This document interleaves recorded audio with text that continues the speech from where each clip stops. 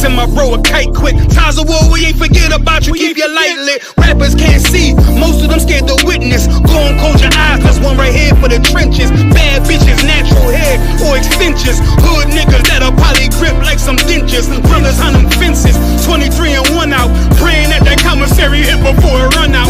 Bitches on the gram, dog filter with their tongue out. Couldn't stay home because they found the dugout. Closed casket, burner in the low jacket. My co-captain, riding on these whole rappers. My hoes fabulous.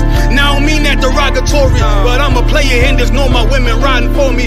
I avoided Maury, I got 2 jets. If I can't make it through for them, then I'm useless. Sit down that roof, Chris, with a couple bosses. After the war, just to count our losses. There's not many. You see a smile on my face, but I'm not friendly. Gun on my waist, sipping white Henny. I just hope this shit go right. Living in the dark, you don't know light. Gotta got my heart, grip my bow tie. Waiting on the squab in my whole life. I just hope this shit go right. Living in the dark, you don't know light. Gotta got my heart, grip my bow tie. Living in the squab in my whole life. My whole life. It's so melodic. When I be dropping this Ebonics, this ghetto phonics, they got me on the level supersonic. My bomb atomic, and you know where you can find me. Somewhere probably folding this paper origami. My name is pure as the Dasani, my wave is like a tsunami. I went from 0 to 100, feeling like Ricky Bobby. I made a deal with the Reaper. Got a couple wives, they some keepers. Talk a lot of shit, but you can't walk a mile in my sneakers. Bitches go to Miami, come home with change features. Now she got a BBL, her ass fatter. Trying to show up all them niggas that laughed at her. Now when they see her, they only wanna fuck her. They just wanna touch her, they don't wanna cuff her. They just wanna come and kick it with her like a punter. Turned her to a runner, now it's all aboard the train.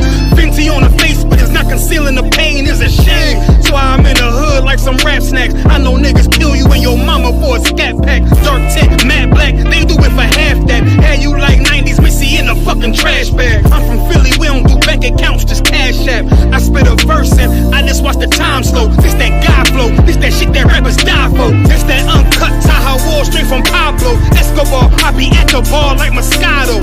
They think it's effort, but no, this that block work. Make the countermeasures, take pleasures, making an op hurt. Light is in the sky, cause every verse is a concert. My mind work at speed y'all can't fathom. Listen to the words of a champion. The kid, the streets need another anthem.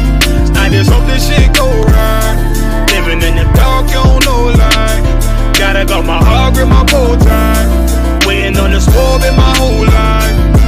I just hope this shit go right. Living in the dark, you don't know light. Gotta got my heart, grip my bow tie. Living in the squab in my whole life. My whole life.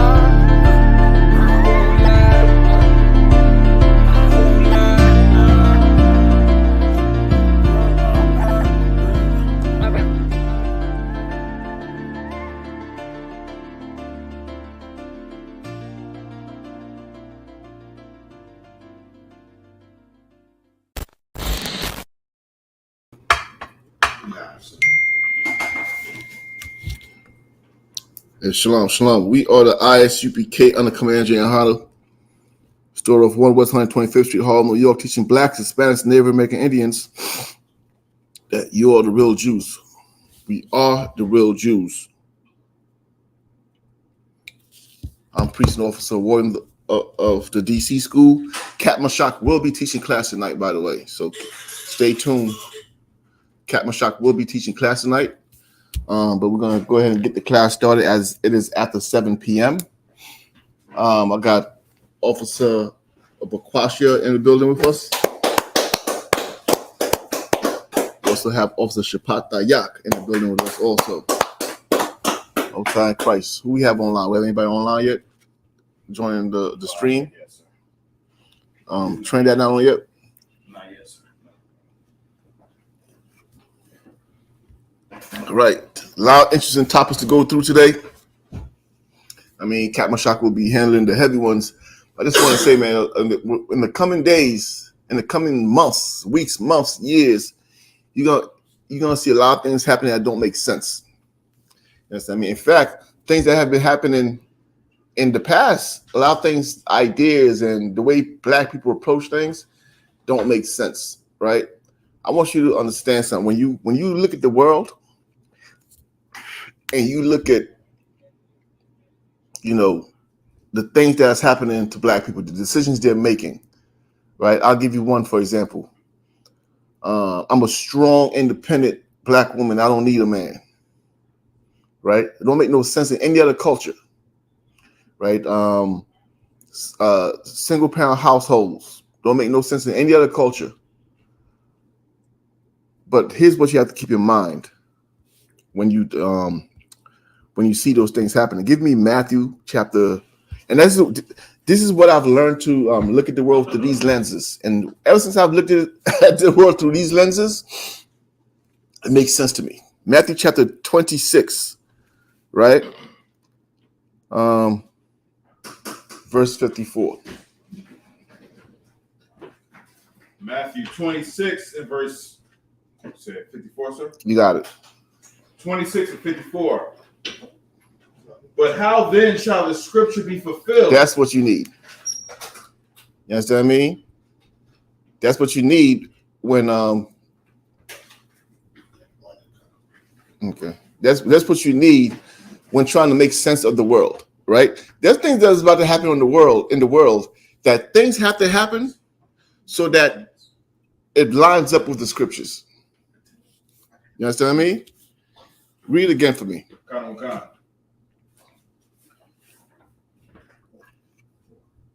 But how then shall the scripture be fulfilled? How then shall the scripture be fulfilled? When you hear people saying, I'm a strong, independent woman, there's something coming behind that. You understand what I mean? When you see all these migrants coming into the country, and you're like, what's happening here?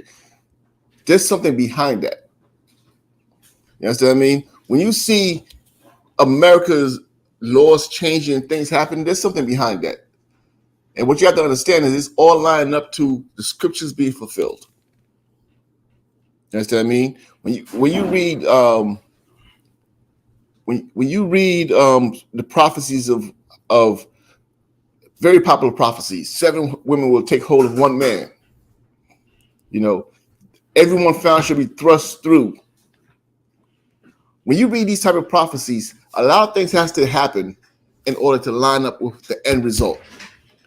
So that's why I was thinking about it, and I'm like, man, a lot of these things are happening, but they have to happen in order for the scriptures to be fulfilled. You understand what I mean? In fact, give me that scripture in Isaiah. You know, in the book of Isaiah. Actually, you know what? Before we even go there, before Isaiah, we haven't reviewed the scripture. No, I haven't. Go to the book of Habakkuk. Give me Habakkuk. And this is the penalty for America, and this is what's coming to it. Give me Habakkuk chapter 2. We're going to read Habakkuk chapter 2, verse 5 through 9. And let me know when the brothers get online.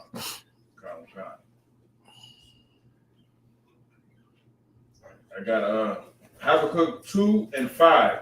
Yea, also, because he transgresses by wine, he is a proud man, neither keepeth at home, who enlarges his desire as hell. This is talking about who? The devil.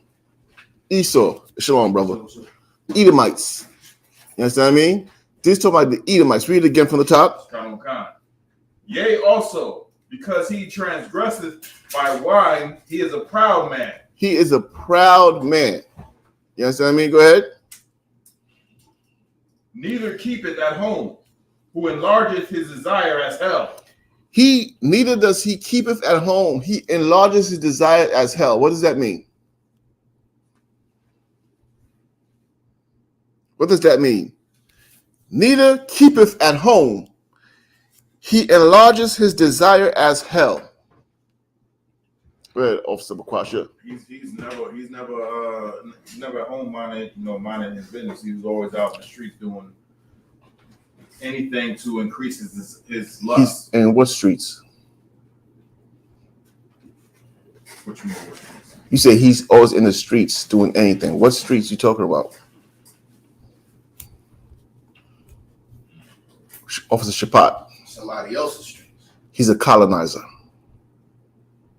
You understand what I mean? This is a colonizer. Read again. Yea, also, because he transgresseth by wine, he is a proud man, neither keepeth at home. He doesn't stay home. Go ahead. Who enlarges his desire as hell. He enlarges his desire as hell. What is he enlarging? He's taking ground. You understand what I mean? And why does it say as hell? Why does it say as hell? In this context. Go ahead, bro. He make it? That's what he makes it? No. No, he enlarges his desire as hell. And this is funny because this is how black people talk. If you read how black people talk, you'll get it quick. Read it again. Who enlarges his desires as hell. What are you talking about? He's doing, sorry. Go ahead. He's making quick work of it. You know what I'm saying? Doing all manner of wickedness. He's making his kingdom greater fast. Fast, but as hell meaning he's taking a lot of territory that don't belong to him. You understand what I mean? Okay. Hell doesn't get satisfied. That's what you have to remember. Hell or death does not say I've had enough. You understand what I mean? Death will never tell you I had enough. It always has room for a little bit more. You understand what I mean? That's him. He never says, you know what? I've conquered enough. Nah. He wants some more. He wants more territory. He wants more land. That's him. All right, go ahead. Okay. And is as death and cannot be satisfied. He cannot be satisfied. Right?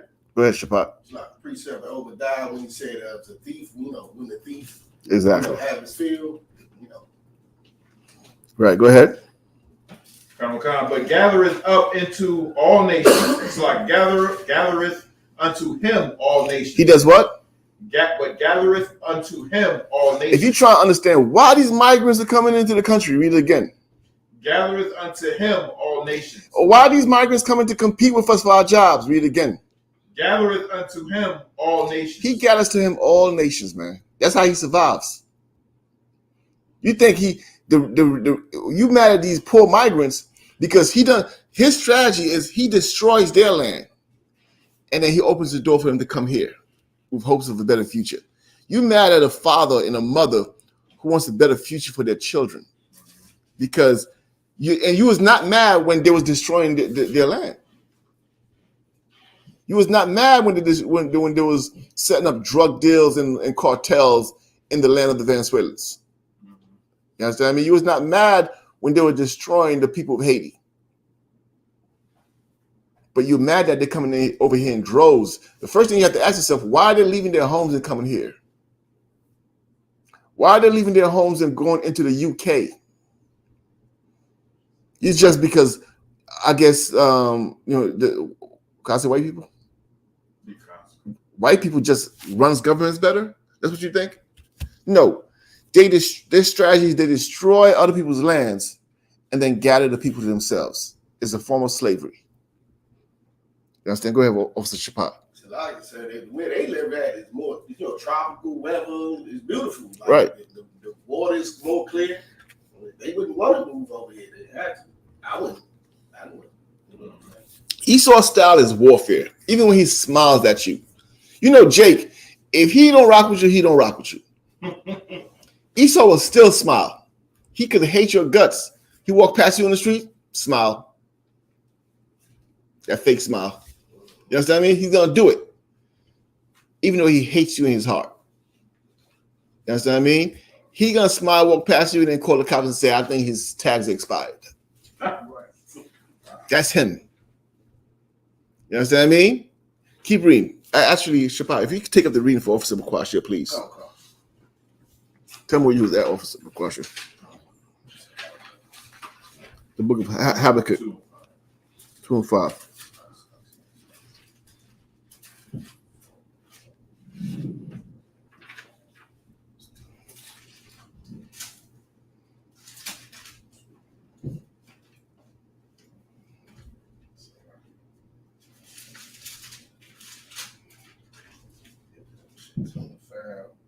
Go ahead. Book of Habakkuk. chapter 2, verse 5. Yea, also, because he transgresseth by wine. He is a proud man, neither keepeth at home, who enlarges his desire as hell, and is as death, and cannot be satisfied, but gathereth unto him all nations. Go ahead. And heapeth unto him all people. He heapeth unto him all people, right? Go ahead. Okay. Now, this is what I was bringing out the scripture earlier and say, how else will the scripture be fulfilled? You understand what I mean? Because there's certain things that have to happen. And where he has to be, as the scripture says, be caught in his own cunning. That's in the scriptures. I'm paraphrasing. He'll be caught in his own cunning. But how does that happen? He has to do the foolish thing by thinking he's going to bring slaves here. You understand? Keep reading. Oh, gosh. Verse 6. Shall not all these take up a parable against him, and a taunting proverb against him, and say, woe to him that increaseth that which is not his? Shall not these, who are the these? Go ahead. The nations he gathered. The nations he gathered onto him. Will they not take a parable against him and a proverb against him and say what? And say, woe to him that increaseth that which is not his? What did he increase that is not his? Go ahead. The lands. Yes, I mean they're gonna look at him as so. For a while, we've had, especially Israel, has had a veil over their faces. You know that scripture, right? We've had a veil over our face where we couldn't see what's happening, but that veil has been removed. And these Haitians and these Venezuelans and these Israelites or Mexicans and all these brothers and sisters are going to start to see what has happened on the earth. You understand me? They're going to start to see what has happened on the earth, and they're going to say that proverb. You understand me? What's the proverb they're going to say? Read for me, brother. Woe to him that increaseth that which is not his. Woe to him that increases that which is not his. Keep reading. How long? And to him that ladeth himself with thick clay. Go ahead. Shall they not rise up suddenly that shall bite thee, and awake that shall vex thee, and thou shalt be. Salaki, brother. With that, we'll pass the class over to the priest and captain, Mashak Mayam. What we looking like a warrior? Oh shit, it's gonna blow. It's gonna blow. Be careful. We ain't got no pages in the house, right? Ain't nobody use pages no more, right? I don't know what the hell them Muslims thinking. They probably just watch The Wire. Some of them think they Barksdales. The rest of them think they Omar. I don't know what the hell going on with them fools. Go ahead, priest. They got them pages on Temu. Them is the real Alibaba pages. They get them pages off of Alibaba. No sweat. You do your thing. Do your thing. To water, to a warrior. Bukwash. We'll try these again. All right, if you don't mind.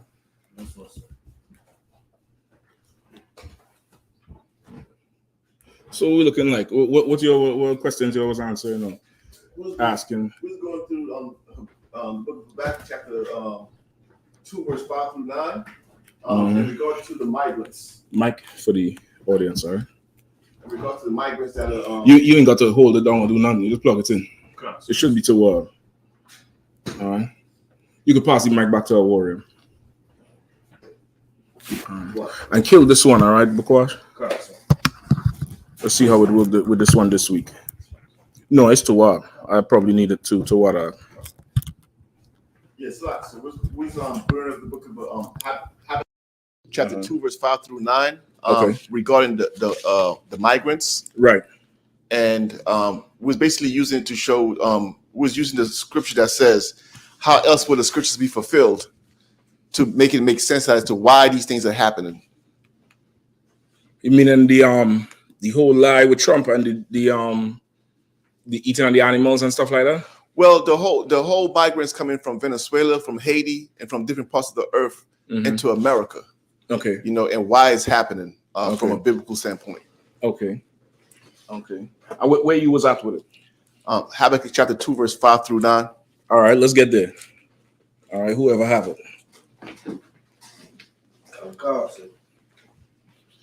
It's like when we start from verse 6, verse 5. Good question. Let me get the water in the cup. Just one water in a cup. Okay.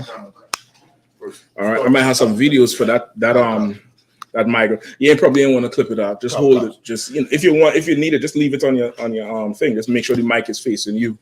Speak into it. Book of Habakkuk, chapter 2, verse 5. Yea, also because he transgresseth by wine. He is a proud man, neither keepeth at home. Right, just that's for sure a devil. That's what you was bringing out, the warrior.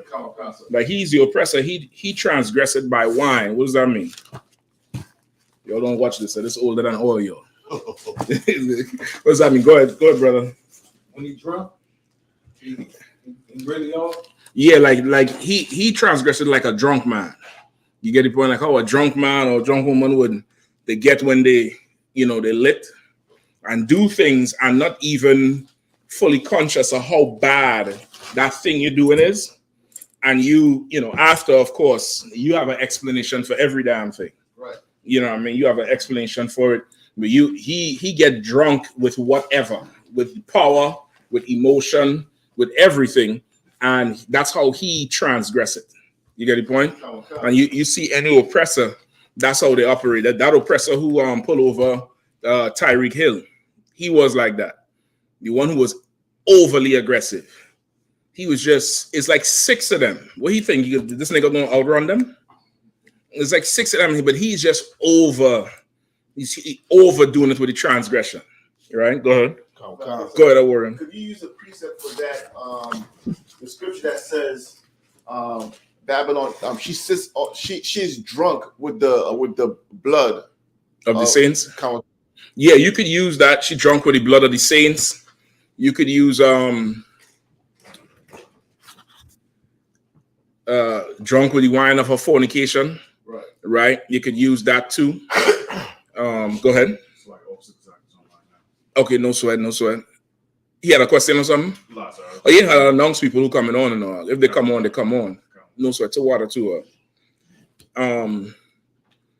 They drunk with whatever it is. You get the point? But it's not specifically speaking about drunk with this here in this case, but it's giving you an analogy of how things is. Go ahead. He is a proud man, neither keepeth at home. Right? He's a proud man. Proud as could be. Neither he keep it at home. What does that mean? Yo, there was a pen over here, right? Anybody have it? Or an extra one? I believe. No sweat. I know we be buying pens all the time. Them pens is like forks in Israel, boy. Them forks is under them kids' bed. Them pens just keep going away. Do you need it for the thing? All right, no sweat. To water. Yeah. Go ahead. Keep where you was at. Oh, you need one? The pen that you're talking about, I think. No, it don't matter. I just need one. It don't really matter which one. But I know they usually is a stack of them there. Go ahead. Oh, shit, I have it out there.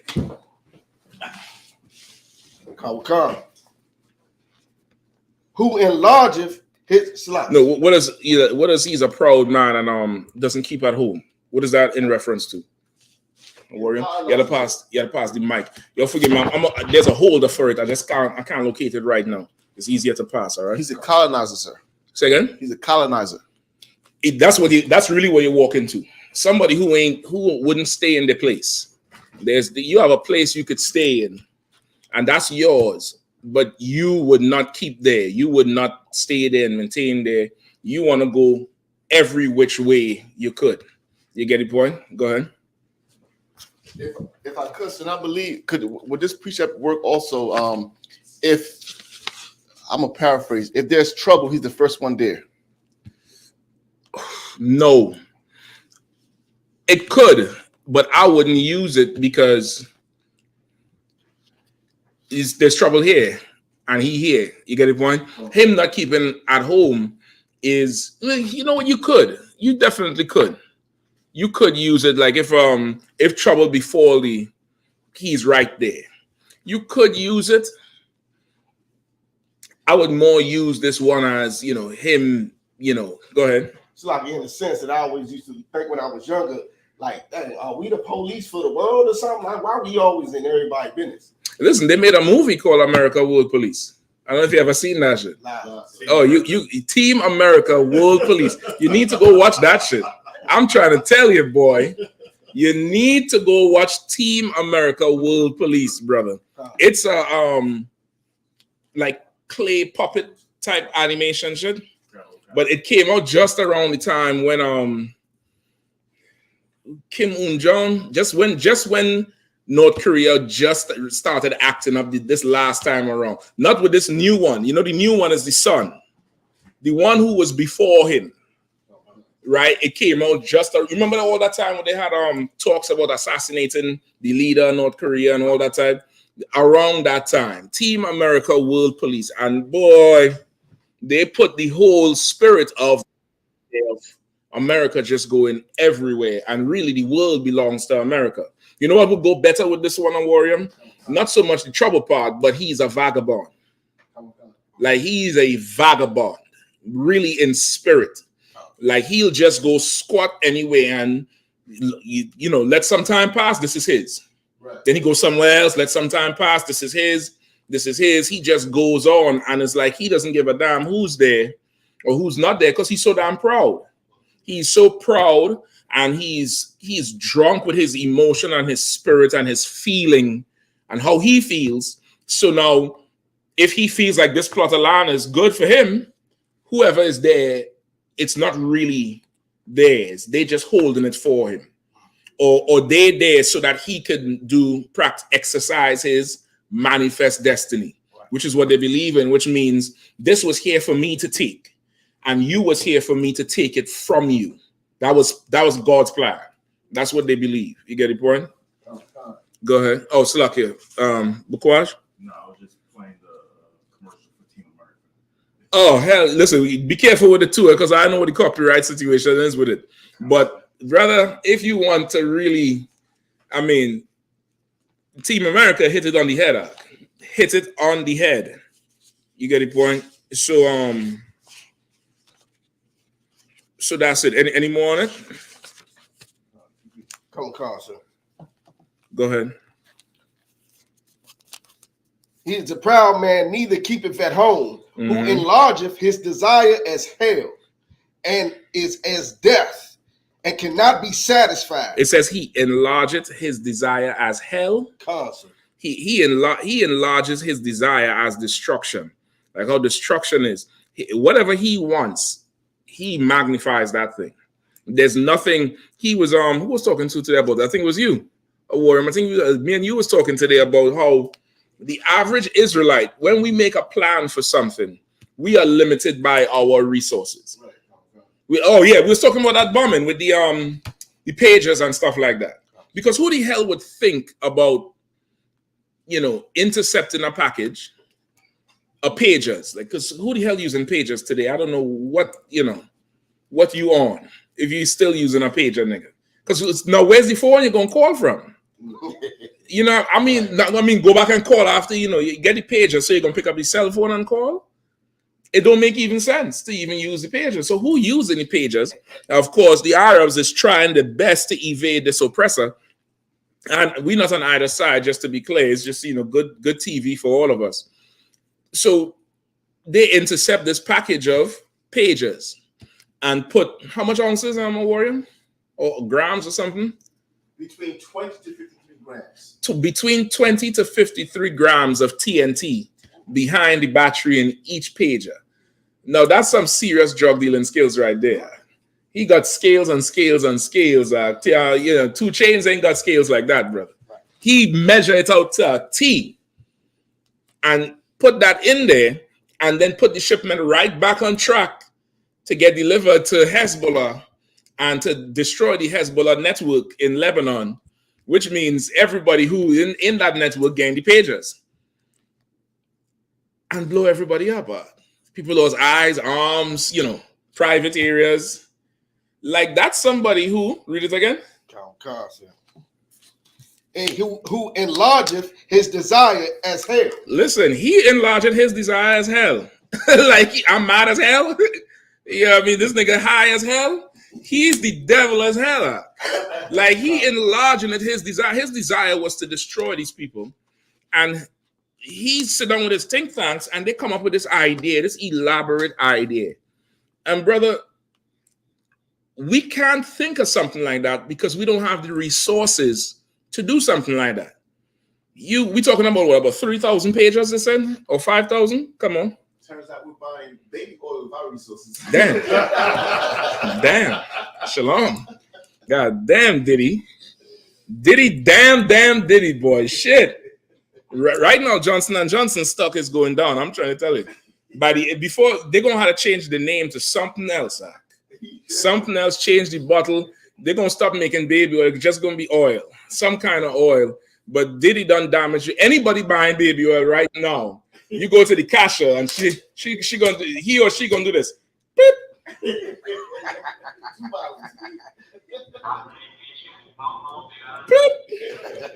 Yeah, you gotta buy baby oil in a brown bag like it was liquor. You get the point? So they could imagine things because they have so much resources. Right. We can't even begin to think there because half of the stuff we want to do, we don't have the resources for it. So we get creative. We get creative with the stuff we want to do. They don't get creative.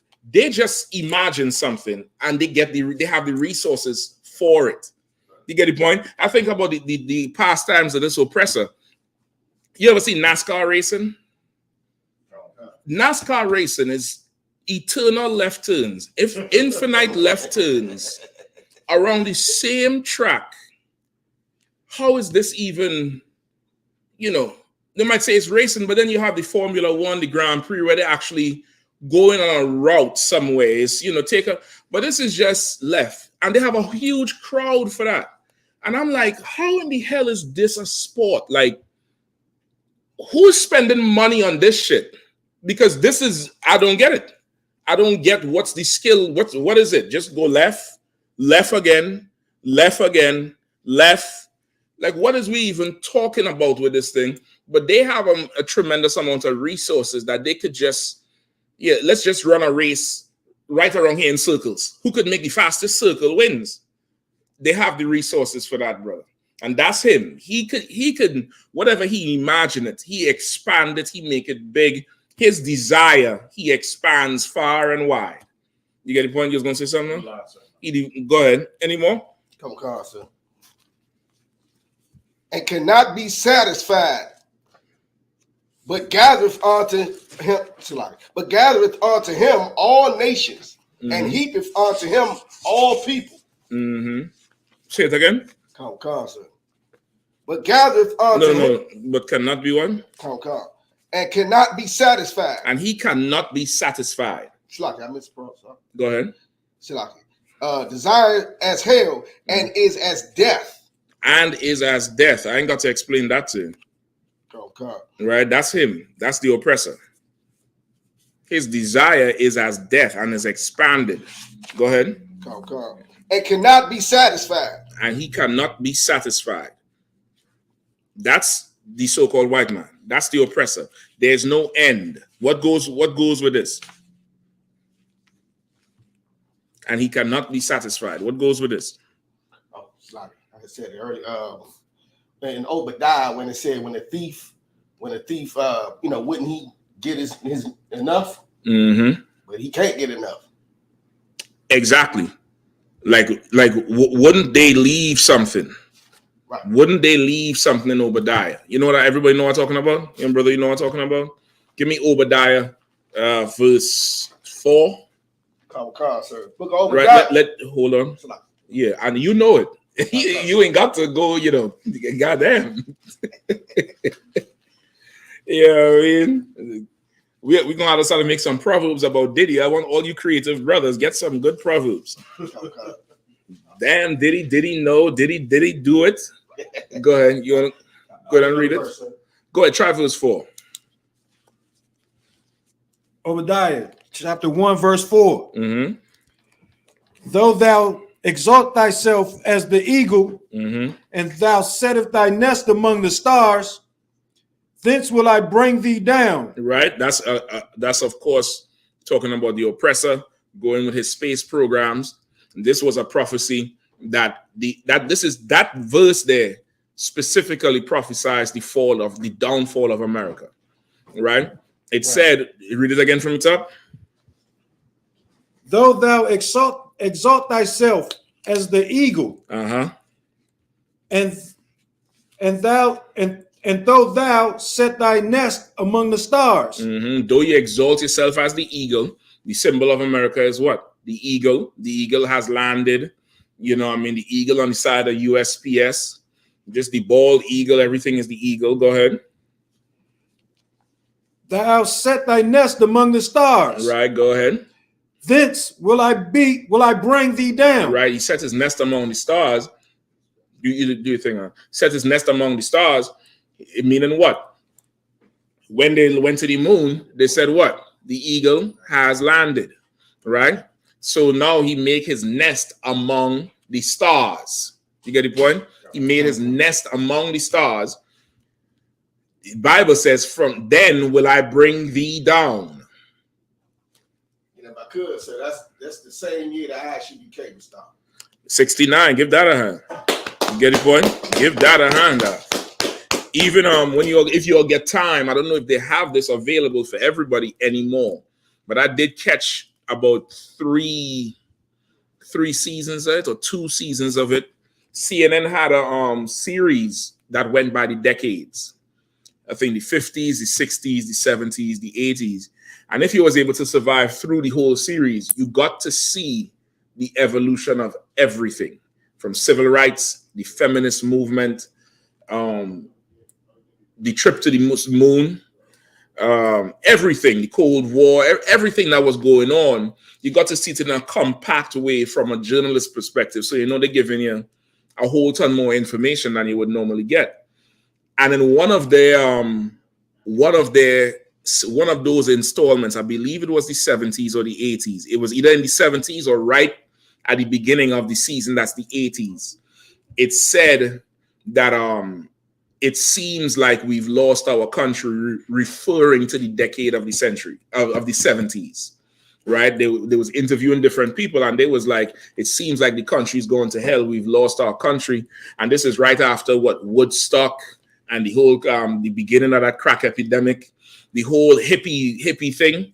And a lot of staunch stoic Americans viewed that period of they're beginning to lose their country. The feminist movement was on a rise at that time too. Civil rights had done grown legs. And it's right after that period of going to the moon. But they say it right there. It's verbalized real clear that this was a general consensus then among a good few people. So that scripture there is actually real and live. Of once you do that, then will I bring thee down. And America's been falling ever since, really. You get the point? If you look historically at it, it's like they ain't the same from the white man's perspective, which is why make America great again. You get the point? Grab the mic from the brother, right? Slide if I may say. It's so heavy is Somebody say something? Slag, yeah, Officer Zach was saying something. Okay, give me 1 second, because I'm gonna come to it. Go ahead.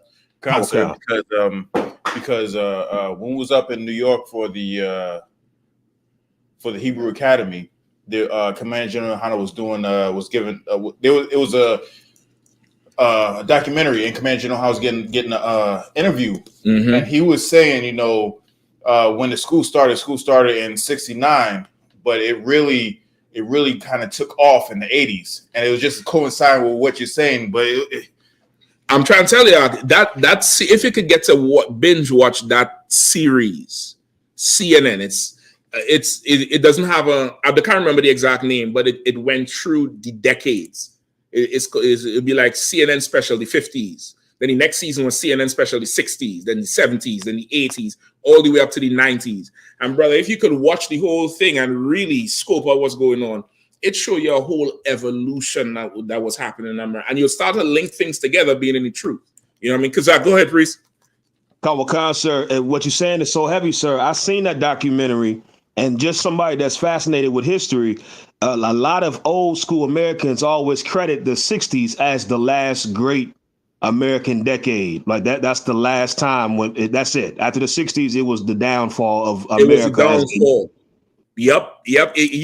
Go check out that series if you all had time and watch it out, and you'll start to see that it starts really coinciding with the whole thing. Go ahead. Kind of, so like I said, the series is called the decades, like the 60s, the decades, the 70s, the 80s, and it just goes all the way. It just goes all the way up. You go check it out. It's a good little scope. Now they ain't gonna tell you every single thing, but it's a good little bird's eye view, a little window into seeing what happened and how things evolve.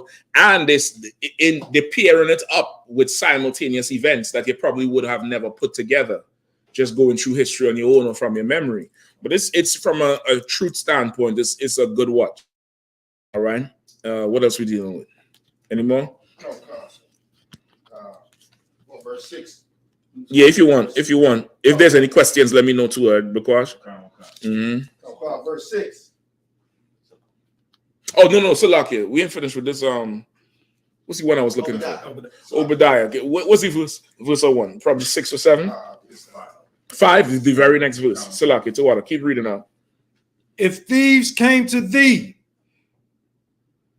if robbers by night, how art thou cut off? Would they not have stolen till they have had enough? Right. If thieves came to you, if robbers came by night, he said, how would you be cut off? Wouldn't they just have taken till they had enough? Like that's what the Bible says. The Bible says even a thief coming to you, he's gonna he coming for something, and it's that thing. If he's a jewel thief, or he coming for money, he breaking in your house for your TV, breaking in your car for guns, whatever. You know, he'll just take till he had enough. Keep reading. If the grape gatherers came to thee, would they not leave some grapes? If the grape gatherers come, if they come to raid your plantation or your farm, wouldn't they just take, just enough they could carry, they could survive, and just leave that? A warrior? So go ahead. A thief or a grape gatherer, they go and get out of necessity. They're gonna take what they need. That's what a thief used to be. Okay. The thief done evolve right now. A thief ain't nothing necessary no more. I'm trying to tell you. You could go on the internet right now and just, time lapse your toenail growing and become a millionaire. the thief ain't thieving for necessity no more, brother. I'm trying to tell you that. Go ahead. Okay. If that's the case, we're talking about petty crime, a purse snatcher, a mugger. Right. But a thief, you break it in my house with the new Jordans, nigga, in a Charger, a Hellcat waiting on the corner, and you coming to steal from me. What is necessary? This pump action, that's necessary. Go ahead. No, go ahead. Good. This Mossberg is necessary. No, that's why the Lord would even have laws for those type of thief in the past, because they would still like to feed their family. That's why the Lord had laws on how to deal with them specifically. And even in the law, it says if he steals to feed himself. Right. If that's what it is, if it's consideration, it's context of something. Like the Lord ain't gonna punish you if you need to eat. Right. You get the point. You need to eat. You done took some grapes off of mine. You done steal a pie. That's why you've seen a lot of old movies. People would go by and they're selling goods in the street. Some person distract the other person, put the bread under their thing, and they're gone. Cause that's it. But boy, the thieves nowadays is after the oppressor. Right. They come in just to take the shit, and that's that. Okay. Go ahead. Slap door. Just to bring it in mind, the Lord just had it so if you had a harvest, you can't even cut the edges of it, so you could feed the people who need the gleanings, right? That's called the gleanings, right? And even that is not even for the thief. Wow. That's just for people who hanging around, people who might even work for you and need some extra besides what you're giving them. That ain't for so much so the thief. You get the point? That's just for anybody who could come and take. It would prevent a thief, but that ain't even for them so much. But this here is a whole different scenario. Go ahead. How are the things of Esau searched out? And but even a robber come to you by night, he gonna take what he could. A thief comes to the vineyard and steal grapes from you. He gonna take just what he need. But Esau, how are his things searched out? How could you even understand him? Because he's coming to take everything from you. He'll take the hinges, he'll take the screws in the damn door, he'll take the lock, he'll rip the carpet up, he'll take everything from you. He'll steal you. He'll steal you. Ask your forefathers, ask the native first peoples. Right. He'll steal you. He'll steal your identity. He'll steal your culture. He'll become you. Like, that's how far he will go. And that's why his what says his imagination? What it says, Shapat? What's reading in Michael? Habakkuk, Salaki. What's the verse before where it says his desire? His desire is expanded because he'll steal everything. You know, Israelite, listen, we are not like him. You hear this lottery and Powerball, right? The last one was 700 and something million. Boy, oh boy. You believe you me, I was juggling numbers out. I ain't gonna lie to you. These purple faggots will sell you out for $2,000. I'll get that 700 million and take 50 grand for myself. Y'all can have the rest. I'm telling you straight up and down. I know how to make money stretch out. But even Israelites, they'll be like, I just need 1 million. I'll need just give me 100,000. I'm good. That's how we are. We hear that kind of money. It's like, damn, that's a lot. I don't need so much. The oppressor, 800 million. Now, if it was double that, he wants to exceed that thing. Like with him, there's no understanding. Somebody had that? Go ahead. No, sir. To your point, can you imagine? It's 2024, and he's still robbing Haiti. Exactly. Still, till this day. And only recently, the world found out that Haiti actually had resources. Right. Everybody just thought, this is a poor country with nothing. They push the whole thing with the mud cakes and just showing Haiti in a way where it's like, damn, they ain't got nothing. Come to find out, Haiti got, buku resources. So this oppressor, him and his desire is way beyond anything you could imagine. Go ahead. Sir. Just like you're saying, everybody's pushing, not everybody, but the oppressor is pushing that Haiti, is just this poor country that has nothing and is, it's a crappy country. But every Levite that I've met, that was born on the island or had coming back and forth to the island would tell me that it's a paradise. I'm like, how? I don't understand. Why is everybody why is Levi saying that it's a paradise? But all the images I see from the oppressor is bad. And then they showed me what it looked like. I'm like, damn. Yeah, brother, you've everything you've seen about Haiti is probably 2 streets. I'm telling you, it's straight up and down. Every image you've ever seen, you're not living there, so you don't know. But just how many of y'all watch the news in this area, the DMV news, whether it's ABC 7, Fox 5, whatever? Ain't it the same goddamn streets every time once it's in a certain area? It's the same street. They ain't showing every part of the place. But you think about it, you from outside, you'd be like, man, this place, Chicago is this. They're showing a certain area. And brother, we went to Chicago many times, and it's not what they're showing. You get the point? Like the oppressor, he's going to do that so he could steal everything himself. He don't need you there. You get the point? Come on. There's a comment online. God, come on with it. From Caesar Borgia. You're the devil. He says, free my nigga Diddy. He ain't done sugar honey iced tea. I got you. Shit. You just go join him in jail. Right. You right? Go ahead. That's it, sir.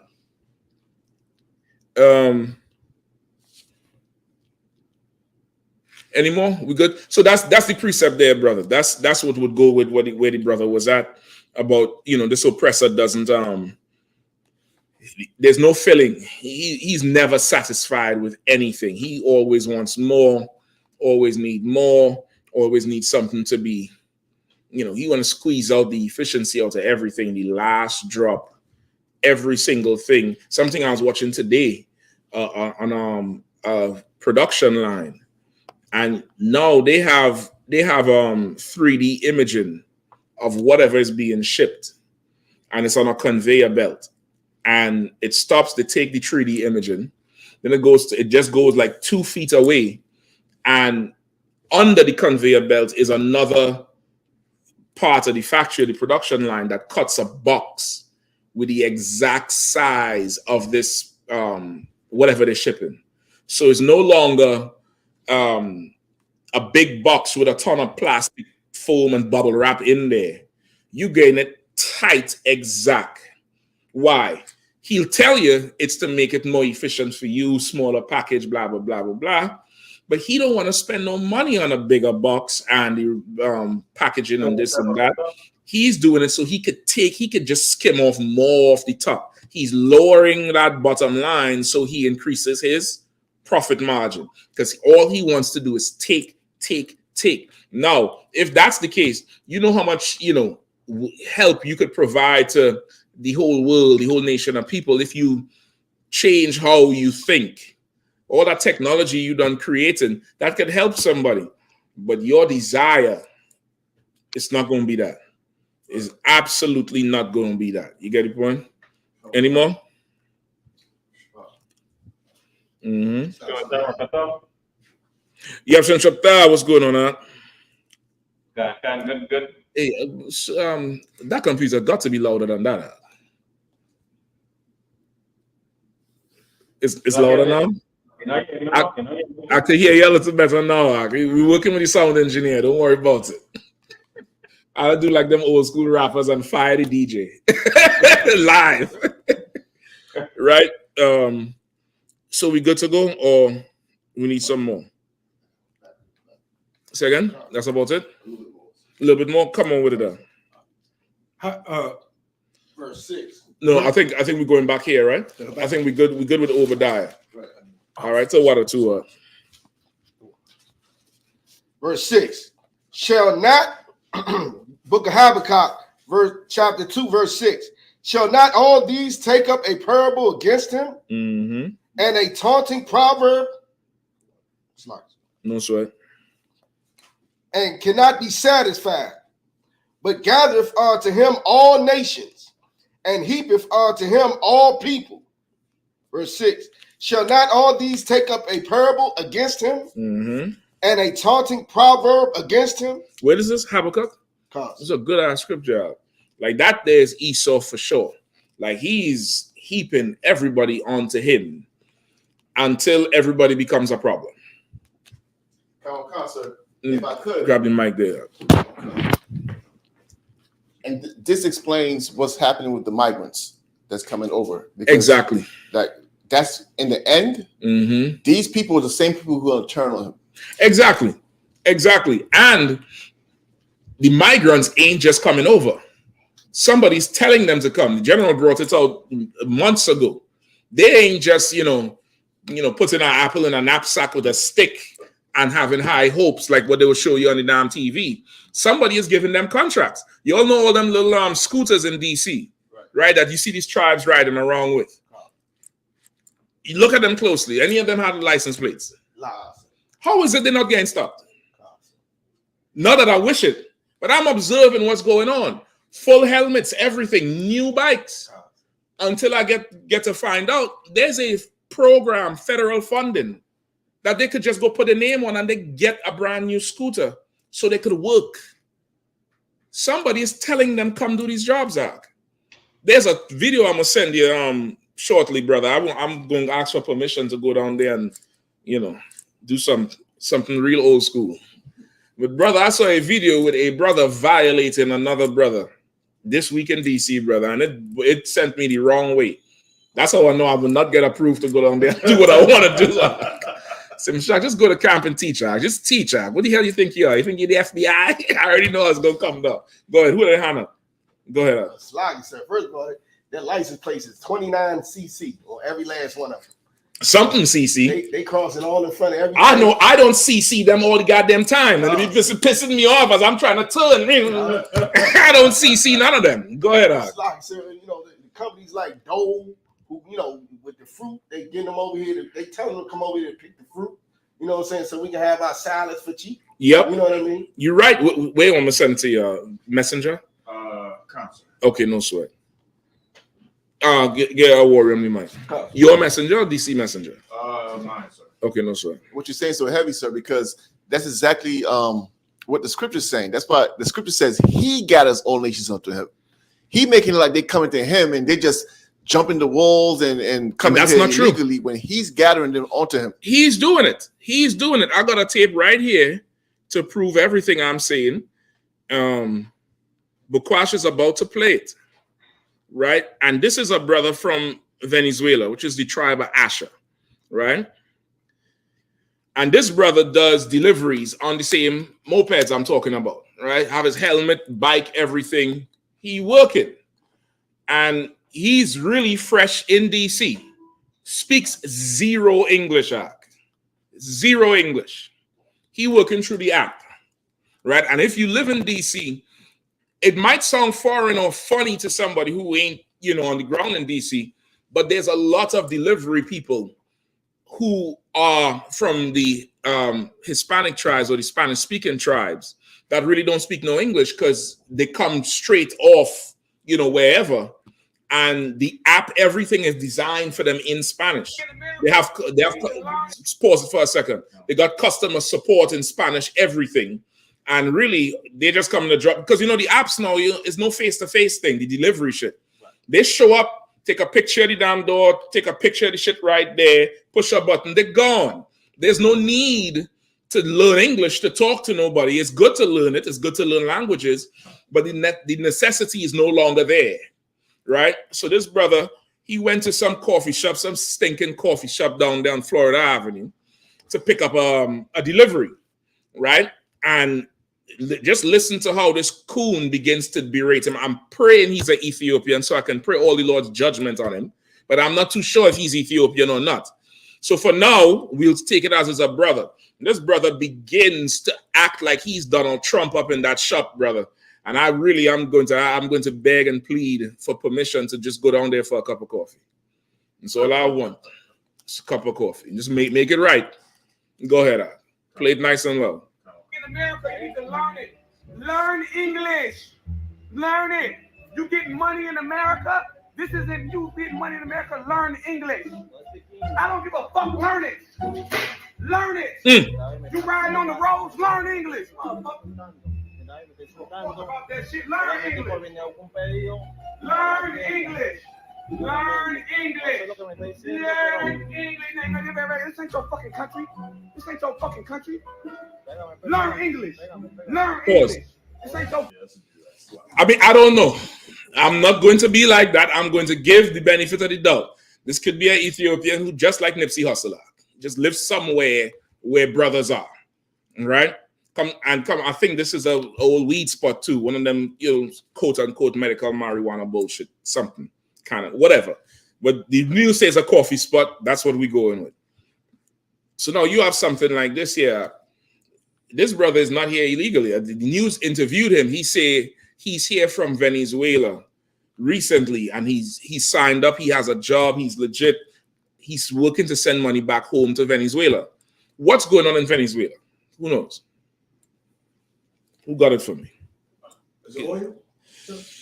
A little bit more than that. Shapat, you could clip this back here for me. Pass the mic to whoever else, all right? Sure. Go ahead, Priest. A U.S.-backed coup currently, right now. And ongoing. Break it down some more. Kawakan, sir. The U.S. tried to back Guaido against Maduro. And ever since, sir. And I remember you went into this a class not too long ago. But pretty much the U.S. is sowing division and chaos in Venezuela, just like they've done all throughout Central and South America. And they're trying to cause division and bring the country down I believe Venezuela was the place where it was dollars all over the ground, Venezuelan dollars on the ground Yep. because they were useless. So the U.S. Yep. pretty much destabilized the country of Venezuela. That was the U.S. and direct intervention, which is why Venezuela is in shambles right now. That's pretty much all I know about it. Now, listen, that's been going on a while. It's probably going on for the last 4 or 5 years, maybe even longer, right? The direct coup. But this recent fallout, it's not any news anymore, but Venezuela there's riots in the streets again. And it's because the report is that there's CIA and FBI operatives in there to assassinate Maduro. That's the most recent reports out of Venezuela. And somehow America works its propaganda, and now the public is now starting to turn on Maduro, which before that wasn't the case.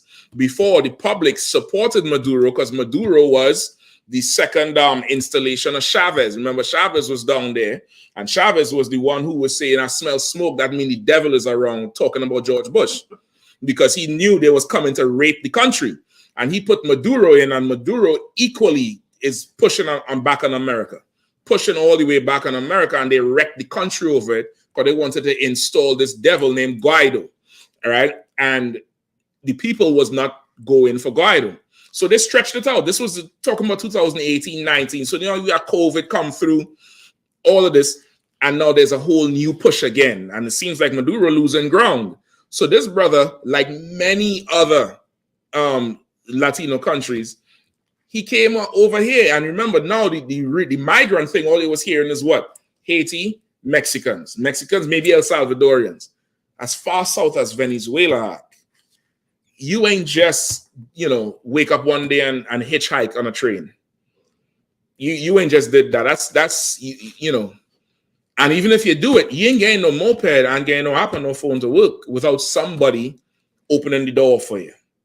And that's how this brother gets here, because America is trying to destabilize the region to go combat BRICS. That's why they want Venezuela, because Venezuela is also part of the BRICS empire. Go ahead, Bukwash, you was gonna say something? Yeah, Constance Slager. Our wire says assassination attempt on Maduro. Yep. 3 Americans were blamed for the presidential chaos. Yep, the assassination attempt on Maduro. This is the second one. The first, probably more than 2. I know a few years ago, he was giving a public address. They had a drone fly a bomb straight into where he was, and the drone blew up before time. Right? They tried to assassinate Chavez before him. You get the point? Like, this thing is, they're playing for keeps, Zach.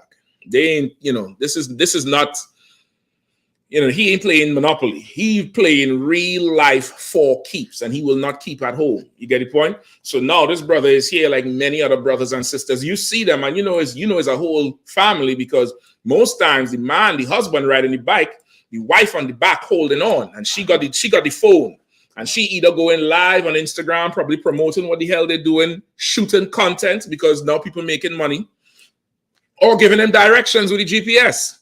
And he pull up, she jump off the back, she run up to the door, boom, get a package, ring the bell, take the picture, push deliver, back on the back of the bike, and they gone. They working. What's the damn problem? You have a coffee shop, nigga. He ain't taking your job. What's your problem? Go ahead. So, I was always wondering about the females on the back. Like, is this a date going on? I ain't even. Hell yeah, it's a date. It's probably the most romantic thing you'll ever see right now. We gonna make it. You can't remember Trey Songz? All I got is $1 on a dream. All right then. Yeah, amigo, hola, whatever. She on the back there, brother, and they're working. They're working together. They have a community that they all pull up, park their bikes next to each other. They're working out. What's your problem? He can't speak no English. Before you're so goddamn stupid. Before you look to befriend the brother and make some friends with him, because why? If it's business we do, and he got to know people who like coffee. He got to know people who like coffee. He got to know people who would refer. You start thinking outside the box. But you're so caught up in the white man's behind, you decide to turn on your brother. The video is disgusting, brother, and this shit. Maybe I shouldn't ask permission. Maybe I should just go down there and then get checked after. I think that might work. That might work. The Lord might be with me with this one. Hey, Salaki, sir. Go ahead, please. I think you might be right in the way you called it. I'm looking at this cat's side profile, and he looked like that heathen Myron on the Fresh and Fit. He looked That's like what that I'm saying. Moroccan, yeah, Somalian or something like that. That's what I'm saying. The vibe on him right now, and the accent is gonna fool you, but you remember the world is now a global village. The world isn't like what it was before, where you could hear somebody talk and you know that's where they're from. You get the point? The world is a global village, so you really have to look a little bit further than what they're saying. You got to look at the whole vibe on them up. And I ain't really never ever met a Judite who was so vocal towards the tribes. They might say it, sideways in a corner, but to do that on camera, knowing in the age we're in, either this whole thing is staged or that is a heathen trying to impress the white people, the gentrifiers who moved in on Florida Avenue, who come there for coffee. You get the point? That's what my money is on. Is this is a heathen? I'm telling you straight up and down. I don't think I ain't claiming that one so quick, Akim. I ain't claiming y'all is like, yeah. So I ain't too sure. Hold up now. Like we in the age where Israel is ready to put Kamala Harris in office over not messing with the devil. Just remember that. We in that age right now. I ain't seeing this here. This that type of thing he talked there. If he's not an oppressor, he's the worst kind of Israelite. The very, very worst kind. Somebody had that up? Go ahead. Concerts. Like our watcher says, he said, check the forehead out of one. And then he said, he had on a hat, Arawadia. Listen, I did the whole thing. Y'all think I'll be studying everything y'all saying, or the nigga had on a hat, and I'm saying nigga like we say, it's a reference for a man, not he a brother. You get the point? But he had on a hat. I watched the video over and over, and I couldn't understand. And the news blur his face. You know what I mean? We got this video separately with his face fully on there, and I'm like, I can't believe he went this far. He assaulted the brother as well. I don't know if you see it yet, where he slapped the thing on his chest, the delivery package. He brought the bag back and said, "Here, learn English," and slapped it on his chest, and followed the brother out the store. I'm trying to tell y'all just get ready, You know what I mean? We ain't got to go to camp to go to camp. That's what I'm saying. Y'all like coffee? I like coffee. All right, you play some more of that video. It's like, go ahead. Listen, listen. I ain't drinking it though. I might spill it, but I ain't drinking it. He says our watcher says, is he saying that about the Chinese carry-outs who don't speak English? Come on. Nah, they ain't doing that. The push right now is to hate Israel. And of course, the oppressor is the one who is bringing everybody over. The oppressor is the one who is making a way for everybody to come, even Levi. He's making a way for everybody to come over. It's spilled? Yeah, I know. That's what I'm saying. I'm spilling it. We ain't drinking. Yeah, I mean, we ain't buying the coffee to drink, Negro. You want to get famous, you're going to get real famous. The video going viral now, of course. And of course, they're investigating the fool for a hate crime. Right? You play some more of the tape, please. Fucking country. What's wrong with you? What's wrong with you, boy? Boy? You better learn English. Who's he calling boy? Hold on. Pause there. That's why I'm saying I ain't sure this is a brother. I don't think a black man will ever say boy to anybody other than a white man.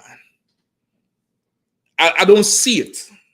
I don't know if you all see it when I'm seeing. Maybe it's just me. But I can't see a brother, a black American, a Negro, a Judite, saying boy like that. He said boy like a white man. Some boy. Yeah, play it back. Play it back. Just listen to it. Don't look at it. Listen.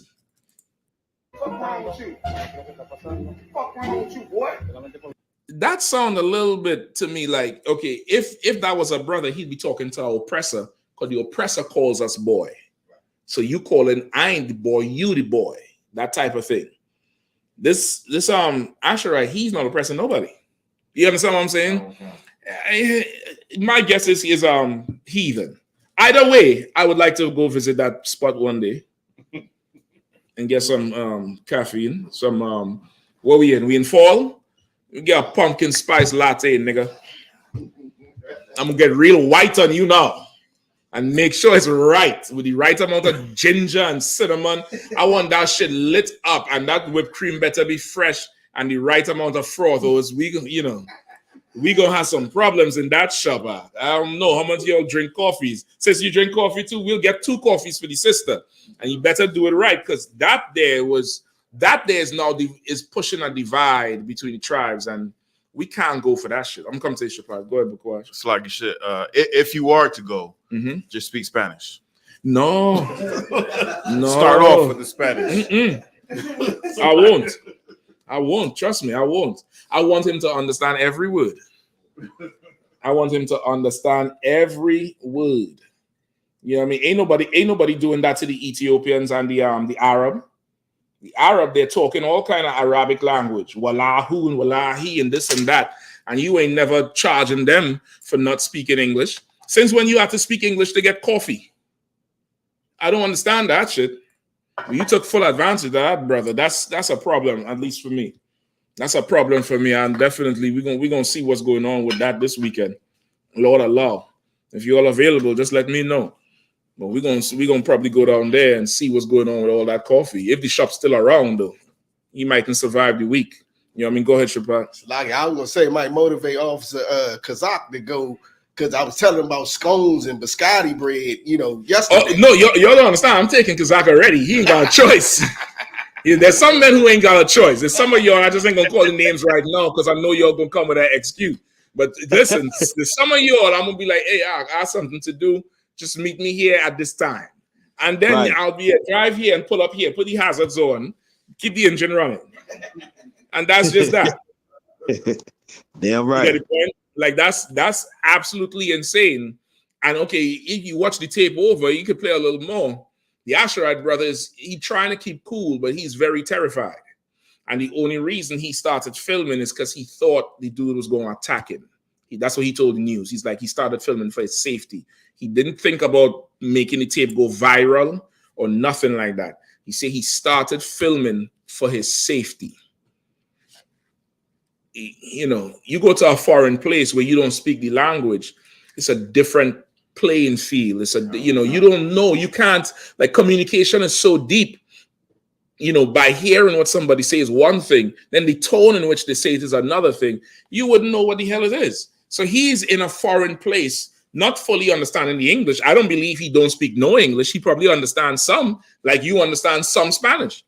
But, to have that type of hostility, he's not used to it.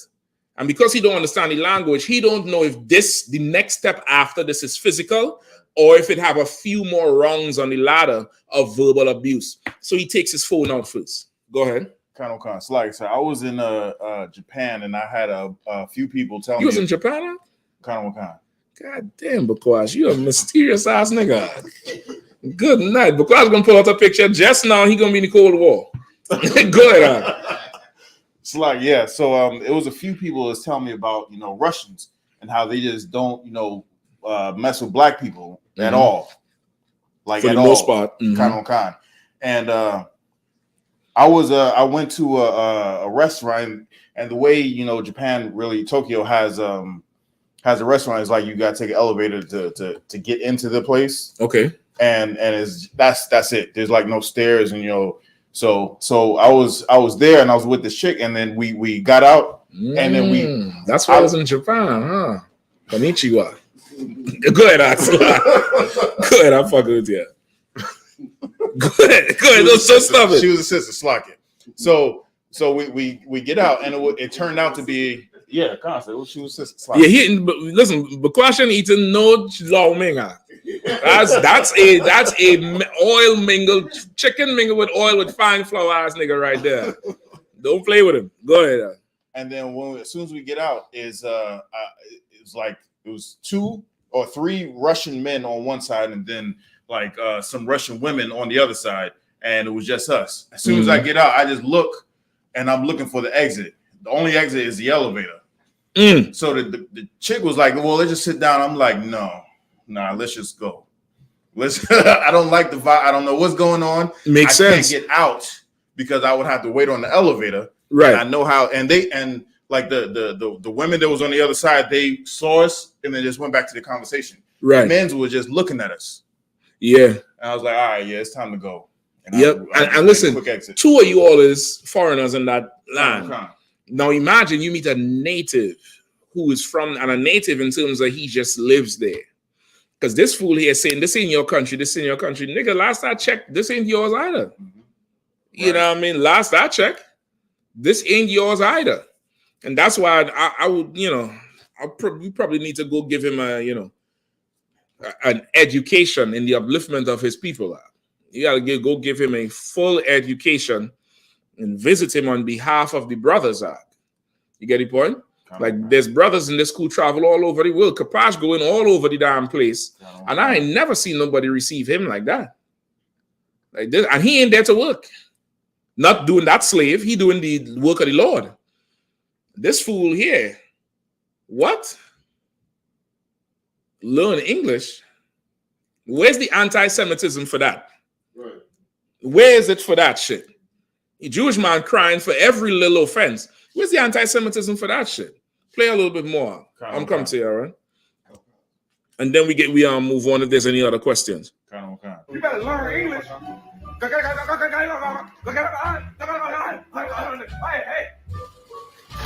Learn English. Disfrutando, no entiende ni más de lo que está diciendo. You better get on.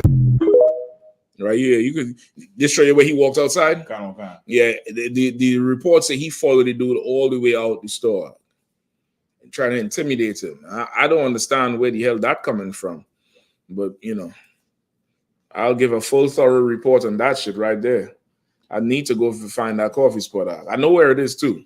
It ain't hard to find. The address. It's like... Yeah, it's right there on Florida Avenue Northwest. Right there on Florida Avenue, just as you cross Rhode Island. It's right there. All right, so Shapat. I always hated when anybody would always say, speak correct English or learn English. And nobody over here in America sounds like anybody from England. You know what I'm saying? They speak in English, I guess. No, I'll give you one. English people don't talk no English. English people is horrible at English. I'm going to tell you straight up and down, brother. It is horrible speaking that English. That shit they talk is something else. You get it, boy? Any questions or anything else? Or we could run right into Diddy. Pause. I can't even say that shit. We're gonna examine the Diddy situation and help people understand what it is really going on, and that you culpable in all the shit that was going on. It's really time for us to stop idolizing these celebrities in the way we are. You know what I mean? I just need Diddy to release the tapes. That's all. You release the tapes and let's see all who was in there so we could start to fully distance ourselves from these people today. You get the point? I need to release the tapes, all them tapes you say you had, unless he was bluffing, nigga. But if he was not bluffing, like you in court trying to get them to give you bail? Come on. It's like in the indictment, it says that they recovered the tapes. Well, initially, if you remember when his story first broke after the thing with Cassie, he was saying he had tapes of everybody, and that was his bargaining power. So now, if they have the tapes now, I can't believe they have all. They probably have, they raided him. That's what they was waiting on to see if they could get it. But if he let them get every single tape, then he just, he's done. He's finished. And that could be why he's so desperate to pay money. He said he's willing to pay $50 million in bail. Mm-hmm. The judge said, I can't do that for you, dog. You gotta go in jail. You gotta go sit down. You understand? I just need him to release the tapes. I need to see who else is on there. I need to see who else is on there, who was at these parties, who was at these freak-offs, so we could really get a better context of the life we live in and the people that we hear with. Give me Proverbs 16:8.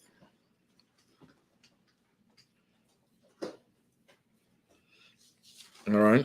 Before I share the pass the mic too, all right? Anybody else? Anybody else have any questions? Any questions online? Or are we good? No sweat. This is double check and make sure scan proper. All right. Mm-hmm. Proverbs chapter 16, verse 8. Go ahead. Better is a little with righteousness. No, hold on. I think you're the wrong one. Double check. Make sure you had 16 and 8. 16 and 18. My fault. 16 and 18. Pride go before destruction. Say again. The Holy Spirit line lets you to 8, sir. We should. Go ahead, Warren. Let's get 8. Go ahead, let's get 8. Better is a little with righteousness than great revenues without right. God damn. So what a Warrior. Give Levi a hand. Levi just, he went up the precept. He cuts in on me cutting in. Go ahead, read it again. Better is a little with righteousness than great revenues without right. Oh, wait. What does that mean? Who could break it down? Who got it? Come on, Shapat. Would that be something like? Yeah, the mic. So would that be something like a rich man paying tithes versus a poor person who only got a little bit of money and they pay that little bit of tithes? They make sure they got it. Read it one more time. Better is a little Mike with righteousness than great revenues without right. You could use that too.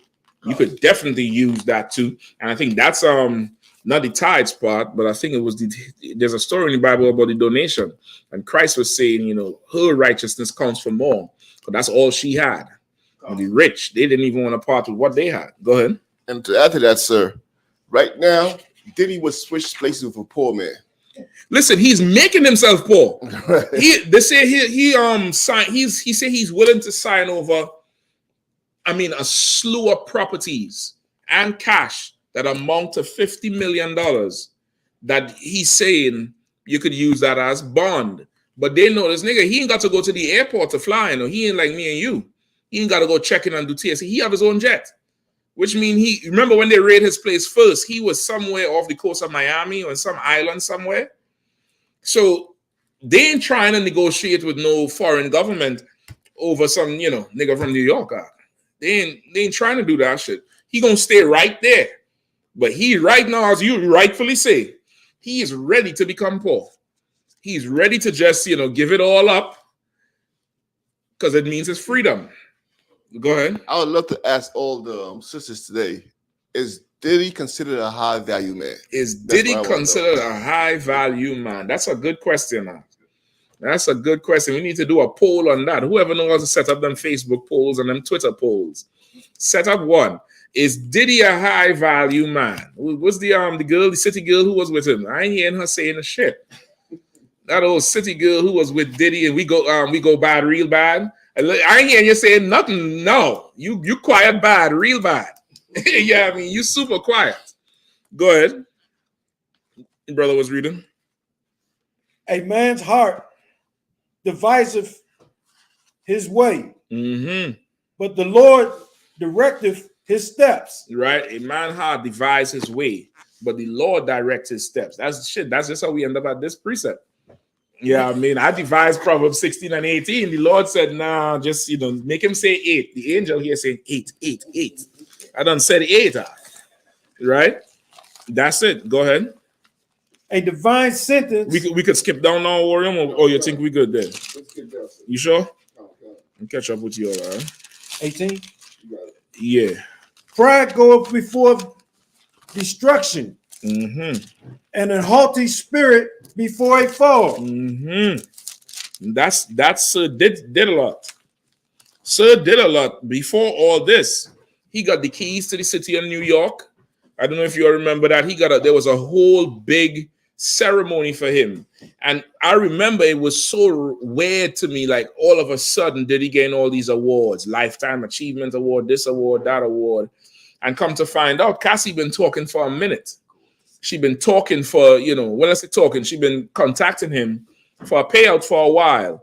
And all that was to buffer him, thinking they could make him look good in the public image because nobody believed Cassie. Right. Nobody believed anything. Like nobody ever believes the victim when it's a rich man. Right. If it's a poor man, you know, of course, he has to go to jail. But when it's a rich man, nobody, you know, his richness is holiness for most people. You get the point? So all this was to buffer him. But he was up there so proud, keys to the city, doing his little dance, all the way up there talking with his son. We did it, King Coombs with the #1 song and all kind of nonsense. And come to find out now, you done, you know, pissed off the wrong devil. But that's what this is about. Some devil he done pissed off and it coming out. The Lord is using it for sure. The Lord is using it because the Bible said the stars of heaven will begin to fall. Not talking about the stars in the sky, but the stars, your movie stars, your, you know, musical stars, your sports stars, right? So whoever it is, he didn't want to, you know, roll over for or do something. He stand up, and the devil is like, nigga, you take too long to stand up. You should have did that back in the 90s. You standing up to me now after, you know, after Shine done went to jail for you? After J-Lo done knew everything and then left? After Faith and Biggie, you want to stand up? Now we got to teach you a lesson. Now we got to teach you a lesson. Go ahead, Art. Salaki, can that precept also be used for Caesar Borgia falling as, you know, fake Christ? How would you break it down? The pride God before fall? No, I'm talking about the stars falling from heaven. Use Caesar Borgia as an example that, you know, how we showing how in the Bible he's black. So this image that I wouldn't use that one for him. Constant. Because Caesar is not a star. Ain't nobody care about Caesar as much as they care about LeBron. You get the point? Like people fight over LeBron being the greatest. Ain't nobody care about Caesar as much as they care about, you know, like movie stars and, you know, stars that people, you know, actually, you know, Beyonce. You think Caesar could do something with that Beyonce can't? God damn, Beyonce is the, you know, Taylor Swift. Shit. You get what I'm saying? For that one, you want to use Thessalonians falling away first. The man of perdition must be revealed. That's the one you want to do. The falling away of all the lies that prop him up. But Caesar today is nowhere in the shoes of, you know, these superstars we have. Nowhere even close. You know what I mean? Go ahead, sis. Yeah, go ahead, sis. Do your thing. A warrior. Verse 16, sir. Say again. You want to skip up to 16? Yeah, go ahead. Let's do it. 16. How much better is it to get wisdom than gold, and to get understanding rather to be chosen than silver? And right now, that's what he wish he had. He wish he had wisdom and not all that money. He want to trade all that money up for wisdom and to be chosen. What? Chosen to be free. That's right. Set apart. But now he got to face that prison. You know, right now, if they told Diddy, walk to Staten Island and get a damn cheesecake pie at 1 a.m. in the morning and he'll be free, that nigga is walking. That's right. He walk barefoot for that shit. That's what the judge should do. The judge should say, Mr. Coombs, you know, it's either you're gonna do it or not, but we ain't got it all day. You know, you gotta want to do this. You need to walk down to Staten Island right now and get me a cheesecake and walk right back and bring it and don't make it spill. That's what you need to do and slam the door in his face like he did before. That's what they need to do to Diddy. Right? And keep going. The highway of the upright is to depart from evil. He that keepeth his way preserveth his soul. Pride goeth before destruction. Right. The read 15 again. In the light of the king's countenance is life, and his favor is good as a cloud. Hold on, that was 15? Oh, it was 16, sir. So like 16 is 17 is what I want. I apologize. The highway of the upright is to depart from evil. That's what an upright man would do, right? He would depart from evil, right? A man who is, you know, an upright, meaning upright doesn't mean, you know, he is never ever making a mistake or doing everything perfect. It's saying he is upright because once he realized this is an error, he corrects it. Like if you want to understand what being upright is your ability to correct something once it's brought to you that this is wrong, right? That's you know you're upright. Now because you may not have known this was wrong before, but now you know if you continue now you're deciding to do wrong, Right. to be wrong, versus before this is just what you knew. You get the point? A man like that will change his way. Read on. He that keepeth his way preserveth his soul. And he that keepeth his way preserve his soul. You get the point? But Diddy, he was keeping the white man's way. Right. He was keeping his way.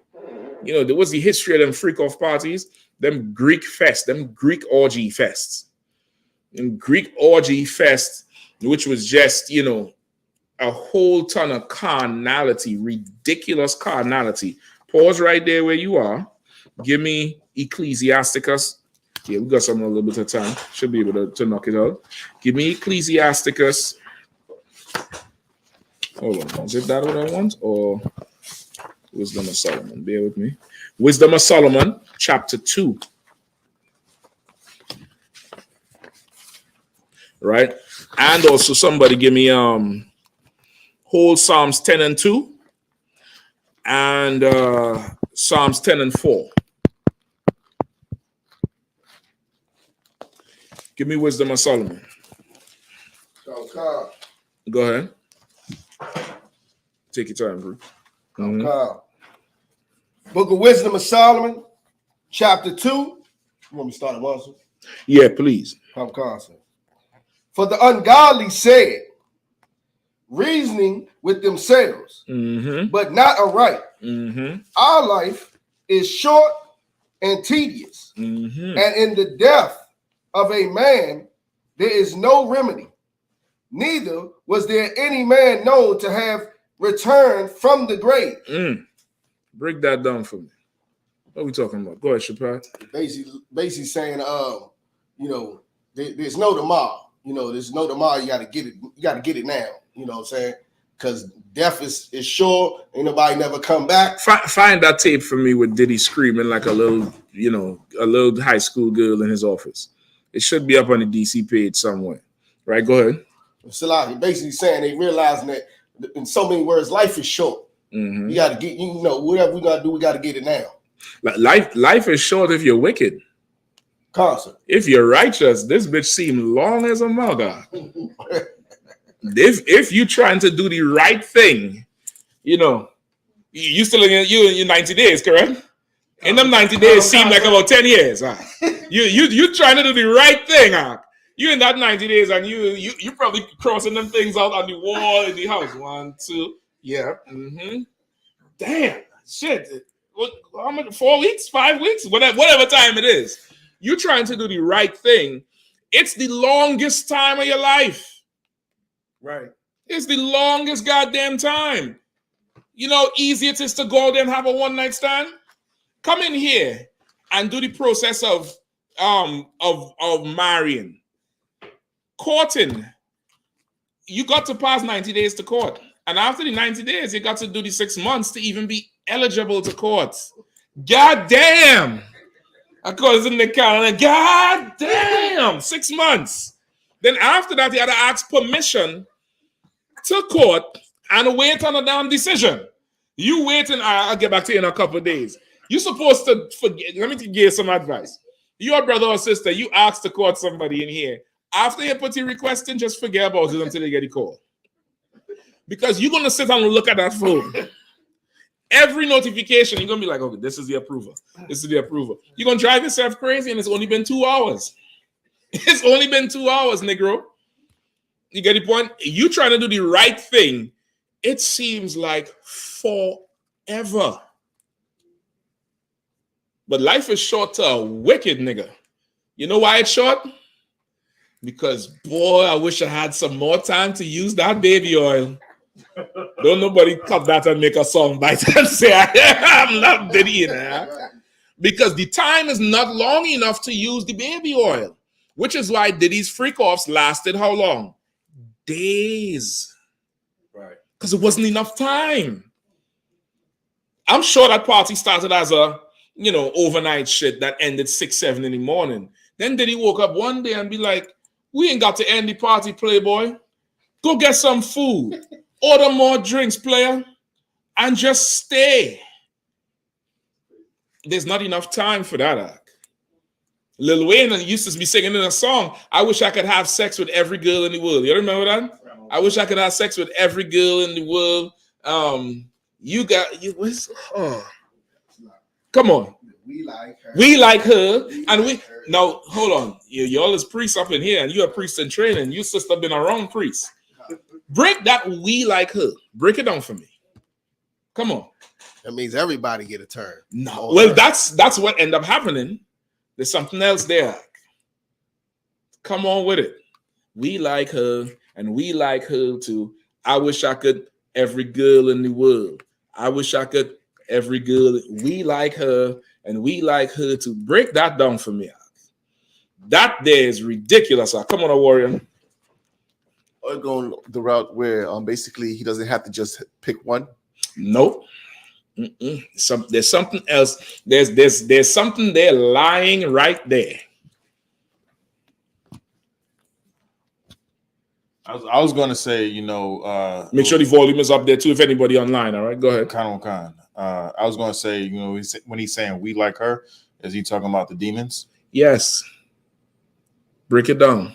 He got the demons saying, hey, we want to kill you, so you're gonna have to. Well, not even that deep. The demon ain't telling him we want to kill you. But when Christ spoke and said, "What's your name?" What was the answer? We are legion. We are legion, for we are many. Lil Wayne is one man, almost half. He's small, tiny. We like her.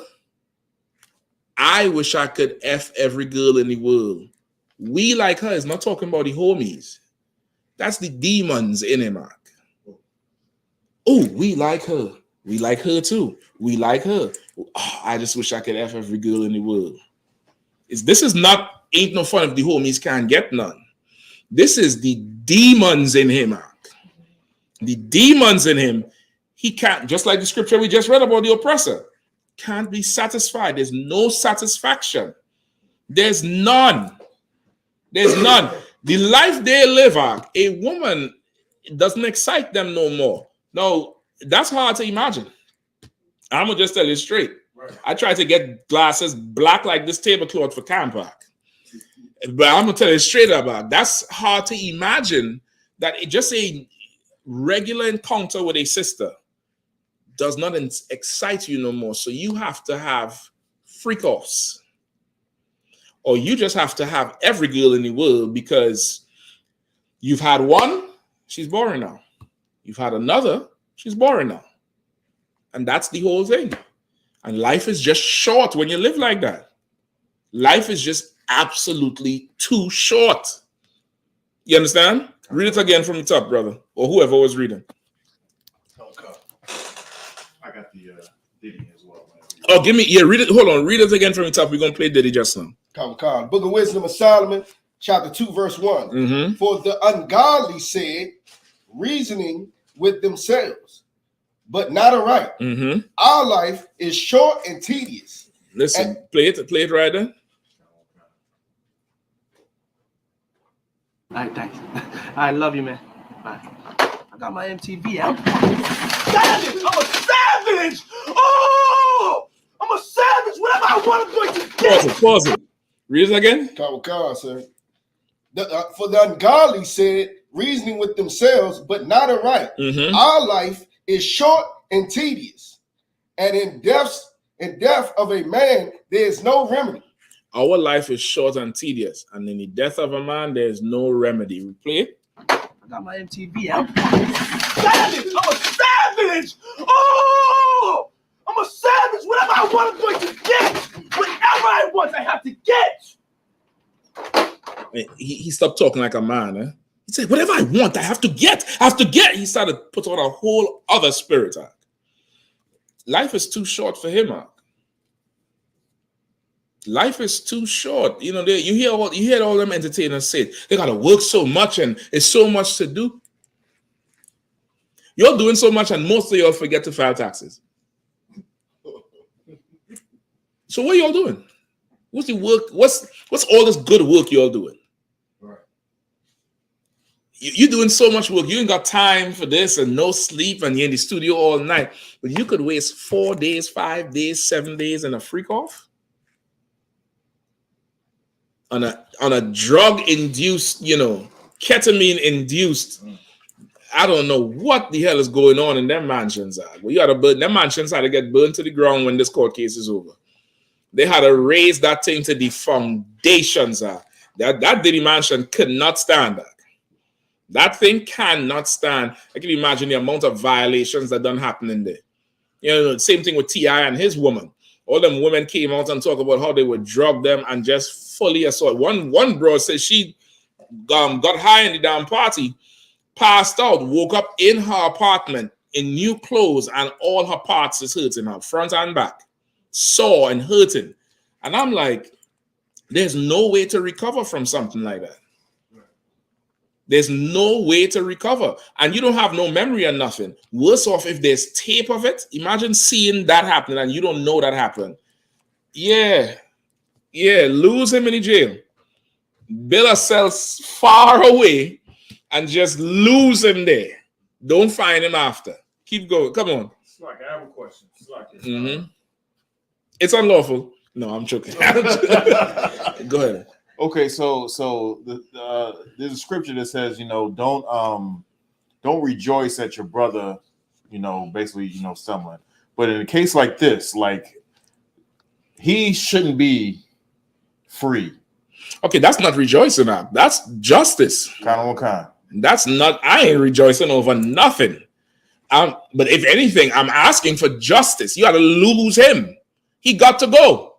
Like there ain't no, I'm rejoicing for justice if that's what you're saying. But that's different. It's anybody who's saying that is trying to protect themselves. Not saying for you. I know you asking to see how to argue back that because that's what Israelites do. When Eddie Long did it to the boys, they were saying, don't you can't have hate, you can't speak evil of this and that. Damn all of that then. Shit, you eating pork all year long. You want to charge me for this? Well then, nigga, let me sin too then, if that's the case. If that's the case, just let me have my one. Since you get to eat pork, shrimp, crab, and lobster and have sex with whores, and now you want to tell me about this thing here, let me have mine. Is that okay? Is that all right? Or we, now you got to charge me with something. This is not that, though. This is not that.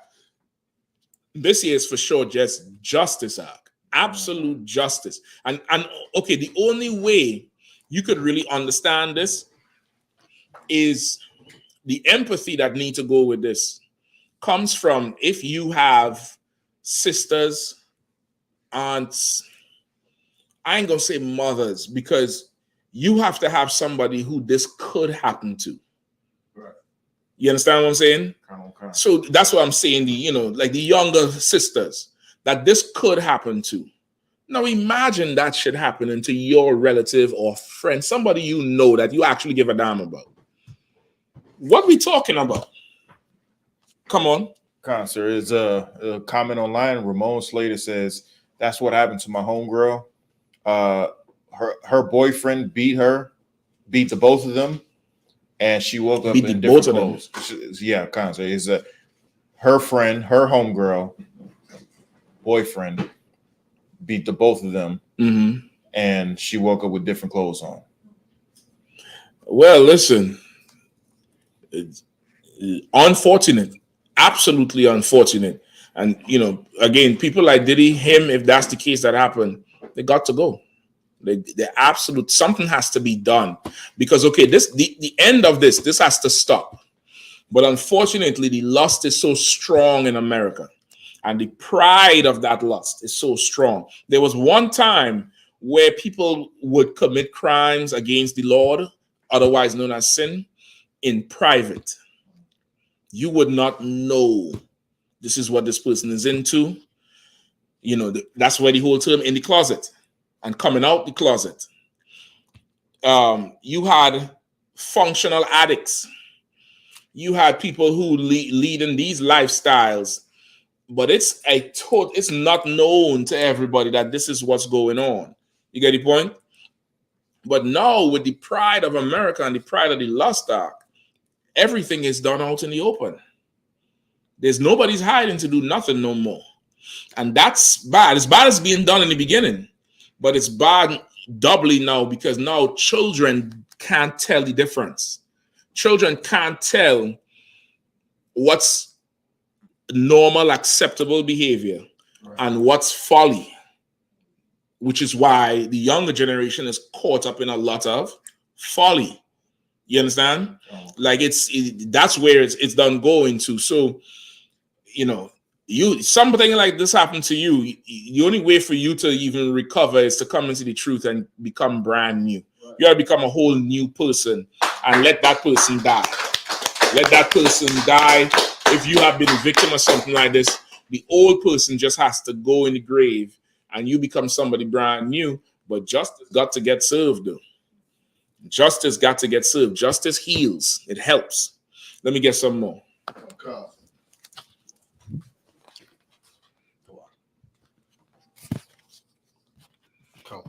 Go ahead. Our life is short and tedious, mm-hmm.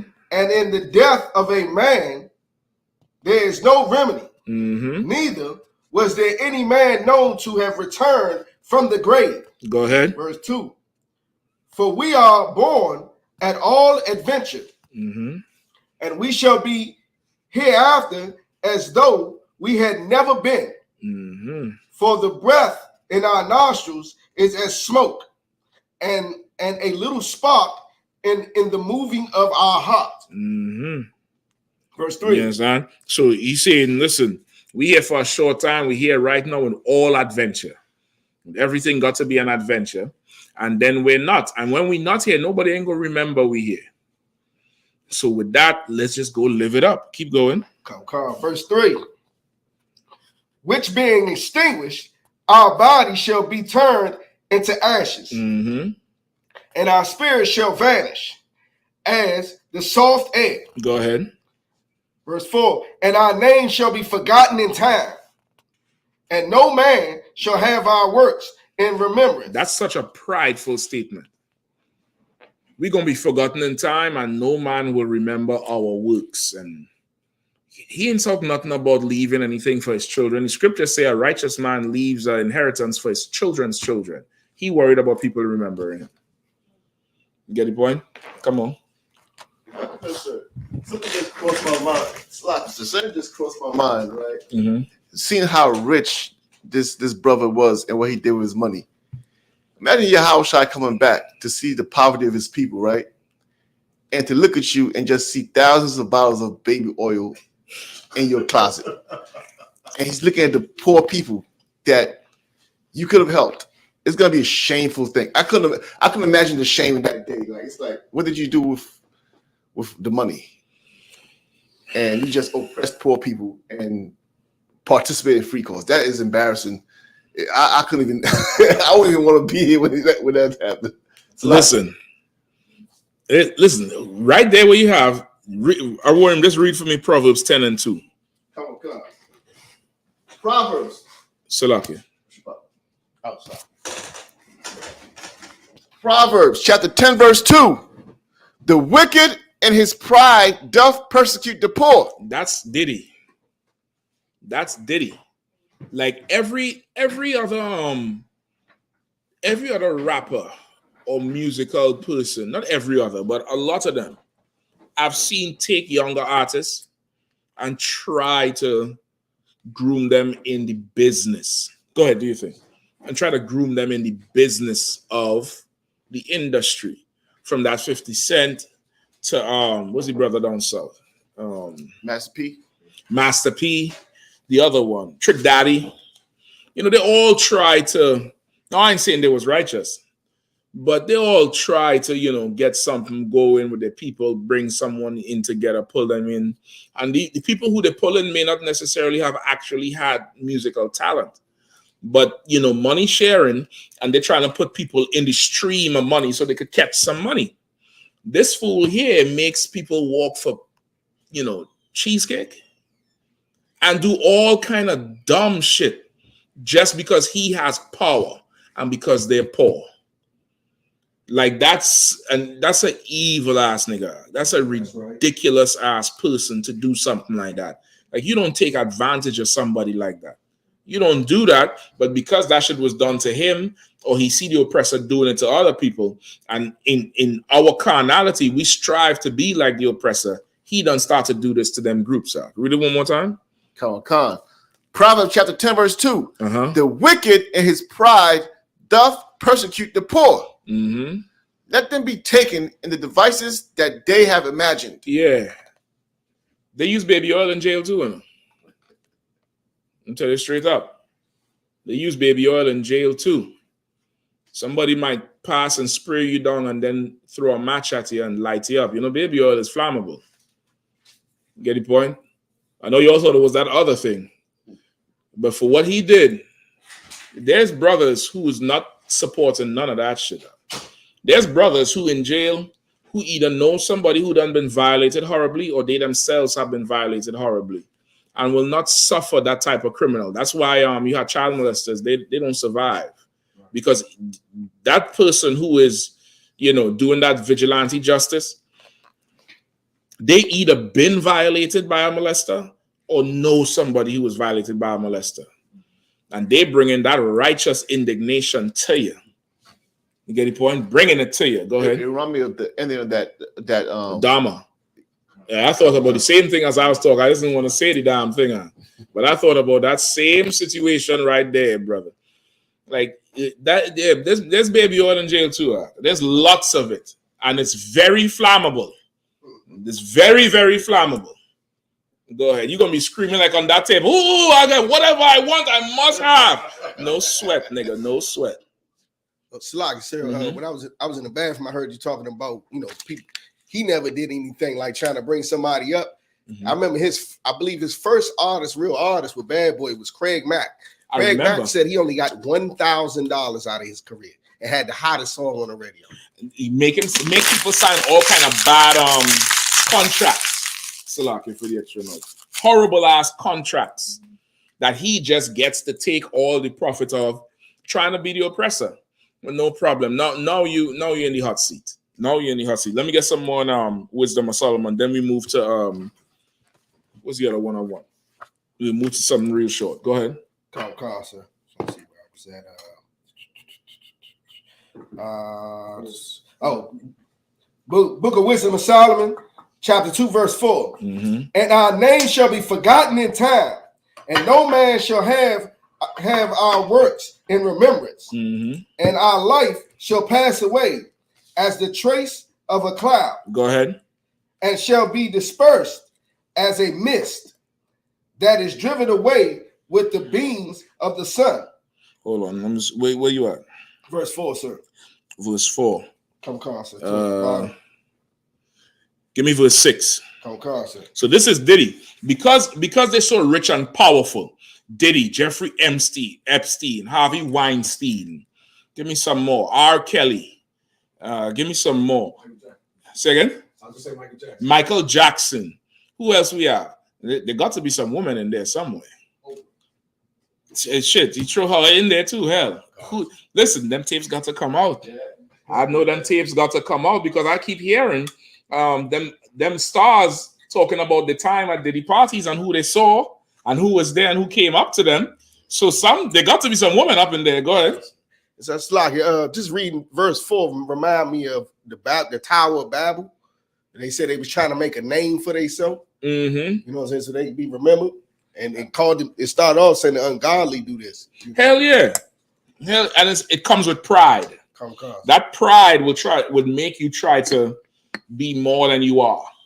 You get the point? And that's something that as you work in the truth is not designed for it, but if that's what you're on, the Lord is going to use you accordingly, if that's what you're on. But the truth is not designed for that. The truth is designed to give God the glory. You get the point? The glory must belong to the Lord in anything you're doing. You just in here a tool, a vessel.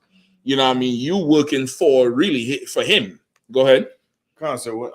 Just thinking about these Diddy freak offs. It sounds like it's some a copy off of what's been going on in the Playboy Mansion. From what I understand, all that stuff. Well, it's the oppressor's life. That's his way. His way is, we're gonna read about it here. What you just talked about and Diddy stuff is right here. I read part of the first thing with Cassie. They said this one is have Cassie and then some.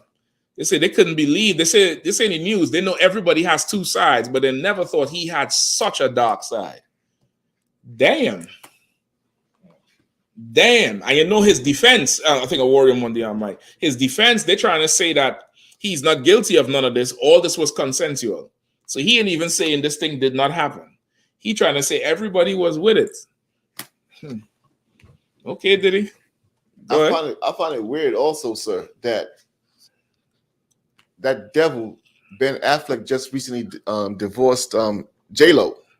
He don't want nothing to do with what's about to happen right now. He probably asked her. He said, listen, hold on. XYZ, you know? And he just like, all right, I'm distancing myself from that shit. Let's continue. Verse 6. Book of Wisdom of Solomon, chapter 2, verse 6.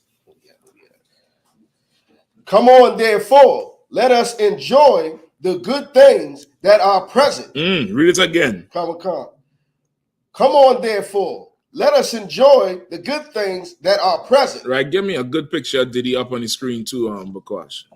All right, go ahead. Come. And let us speedily use the creatures like as in youth. Right? That's what a evil, wicked man would say. Right? The philosophers have a word for this type of behavior. Anybody know what it is? Oh, I don't know, philosophy. Sound like pedophilia. No, this is not that. This is definitely not that. It's not saying it's any different, but there's a word for this. Read it again. Come, Carson. Verse 6.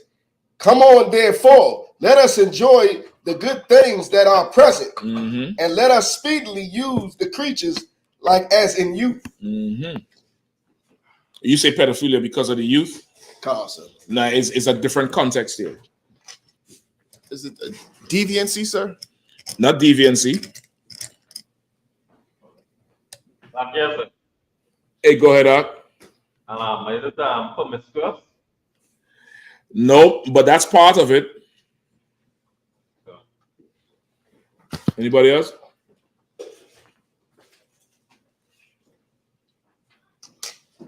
Go ahead. It's like I don't have the scholar's word for it, but today's word for it is YOLO. YOLO is definitely this. That's why I say life is short, right? The word is called Epicureanism. You ever heard the word Epicurean? Right? Look it up for me. Look up the definition of Epicurean. Remember when I first got to DC, there was this restaurant boy called Epicurean boy. And I was like, boy, that's some fancy ass restaurant. Then I came to class. boy. And I was like, all right. You know what I mean? It was a regular restaurant. And so, serve a ton of, good food and stuff like that. But just the whole name of it.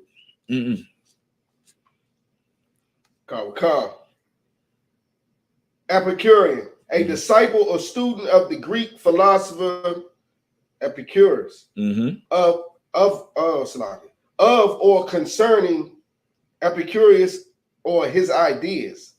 Let me try to get those. No sweat. Or look up Epicureanism. I got that. Go ahead. Slav, pass the mic, please, brother. Epicureanism is a philosophy that originated from the teachings of the ancient Greek philosopher Epicurus. Epicureanism is based on the idea that happiness is the goal of human life and that it can be achieved through moderation, simplification, friendship, and community. Some key aspects of Epicureanism is materialism, pleasure, simplicity. That don't sound like moderate nothing. In the definition you read, they said in true modernism, right? And there's nothing moderate about that shit. Like Epicureanism is about pleasure. and enjoying pleasure by any means. Go ahead. Epicureanism, the philosophy of Epicurus, who subscribe to the hedonistic, right? And hedon is spelled different from heathen. Heathen is Heathen. That's non-Israelite. Hedon, Hedon, is about pleasure, total pleasure. That's it. Anything pleasurable, you are called a hedon. Go ahead. Hedonistic ethics that considered an impurable,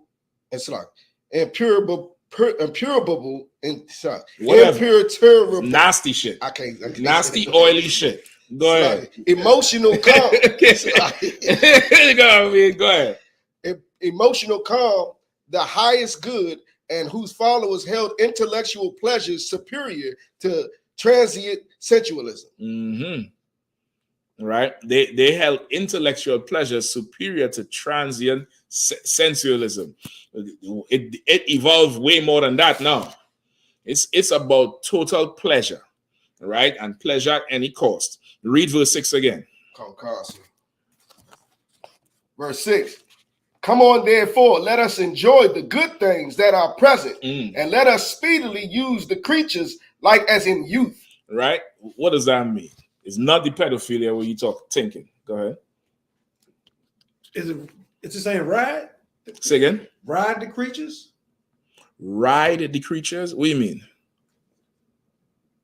Like they enjoying them as their youth? As in youth. So like you said. No sweat. So you want the as in youth part? No, the whole thing. It says, come on, therefore, let us enjoy the good things that are present. Right? Remember, the definition just said they believe in the highest good. Right. So they ain't talking about the highest moral, ethical code, you know.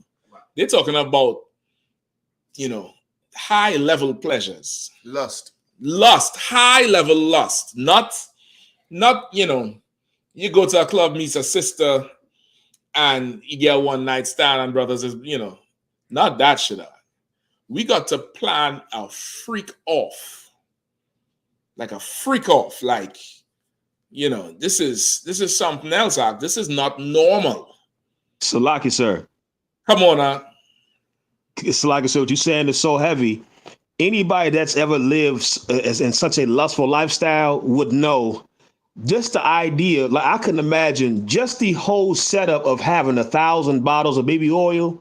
That feeds into the whole spirit of like come look at this. We doing it big over like that. The whole vibe, it's real sick.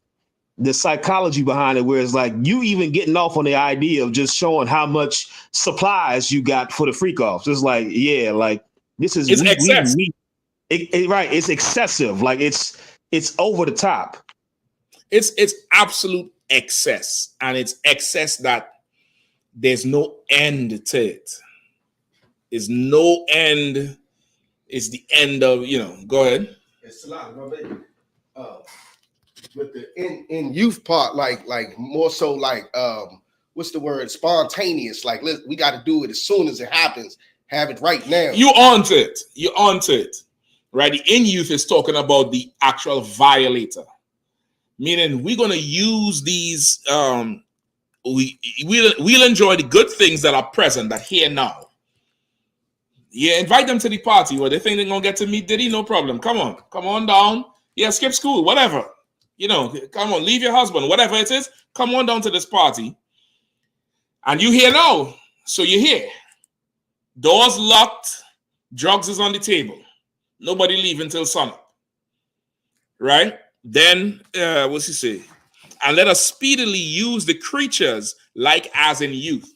Saying let us, meaning the ones who doing it, they're going to do this thing like if they were in their youth. You got to go back to your childhood. Right? Some people had a little more issues as children than others. But everybody, I'm sure, at one time got a little ant or a little bee and held that shit down with the matchsticks or the tweezers and plucked the damn wings off it. Y'all never did that shit. Y'all never, took apart an ant and pull his legs off and shit.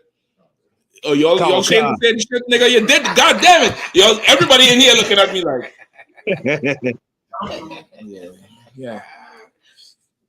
I see what happened. Some of y'all didn't stop at the ant. I stopped at the ants and bees. Some of y'all caught the squirrels and the puppies and the kittens and shit. Yeah, I mean, but that's something children do. Children do that shit. Forget about you get the magnifying glass. You start to burn your toys up, then you're like, oh shit, I could light this bee up. I could light this lizard up. You start doing, no, you're doing that to an animal that, or insect that, you know, in all intents and purposes is inconsequential, right? You really shouldn't do it. I get you. It's an ant. Don't have a conniption over it. It's a bee. It's okay. But there's some people who grow up with the same propensity. And that's how Cassie got beat in front of that elevator in a towel. You understand? That's how she got beat in a towel. That's how, according to her, he took her to parties and drugged her up, paid homosexual adult stars to violate her all night long while he looked, while she was drugged. The same way a kid will, sit there and, throw rocks at a frog or, tie a firecracker to a cat. You get the point? That thing there, take that to people. That's this. That's this thing here. It's beyond what you could know. You can't imagine what's going on in your wildest night of fantasy. You can't imagine that shit. Right. You just can't. You will not be able to even understand what's going on. You all remember there was a TV series called Empire? Right, there was a young actor called Brashear Gray. You pull up his thing. His name was Brashear Gray. I can't spell this shit. I forget his name on the show. Something Lions. I think he's from Philadelphia. Hakeem, that's his name. Hakeem on the show to Raji P. Henson. I remember calling him Hakeem this, Hakeem that. Pull him up. Pull up a before and after picture of him. Pull up him on the show with a nice crew cut and shit. And yeah, you see him after, right? The mugshot. Okay, they say, brother, he ran out of one of them parties, high out his mind. And the first thing out his mouth was Will Smith and somebody else tried to have sex with him in the room. And he never recovered that. And everybody was laughing at him and saying, damn, look how fast things went from sugar to shit. He never went back acting up. He totally lost his mind. Totally lost his mind. You sure on it? So I have the before. I'm about to put up the. Come on, let me know when it's up.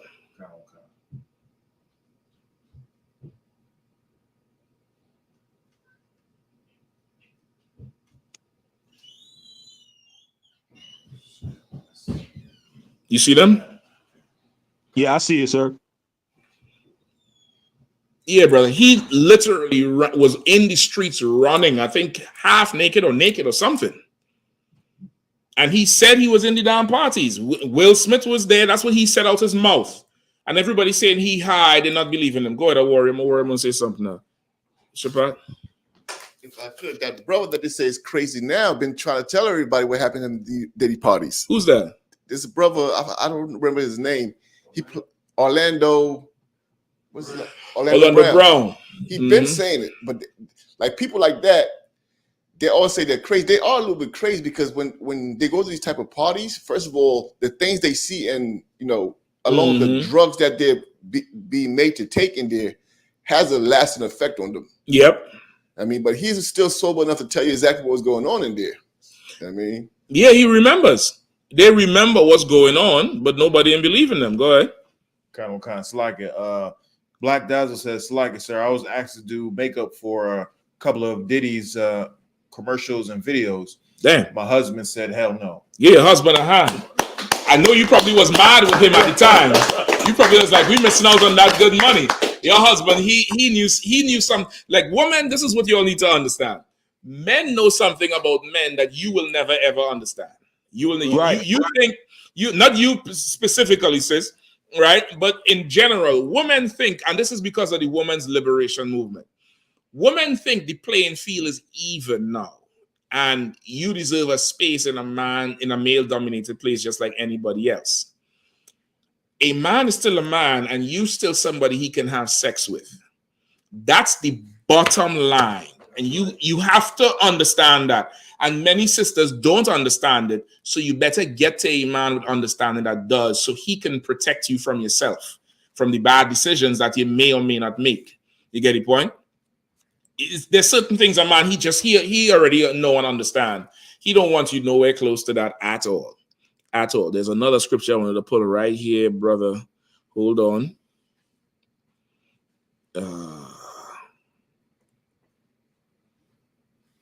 Bear with me one. Let's keep reading in Wisdom of Solomon, all right? Take time, please. Verse 7. Mm-hmm. Verse 7. Let us fill ourselves with costly wine and ointment. Oh, give me Job 35 and 12. That's what I want. Job 35 and 12.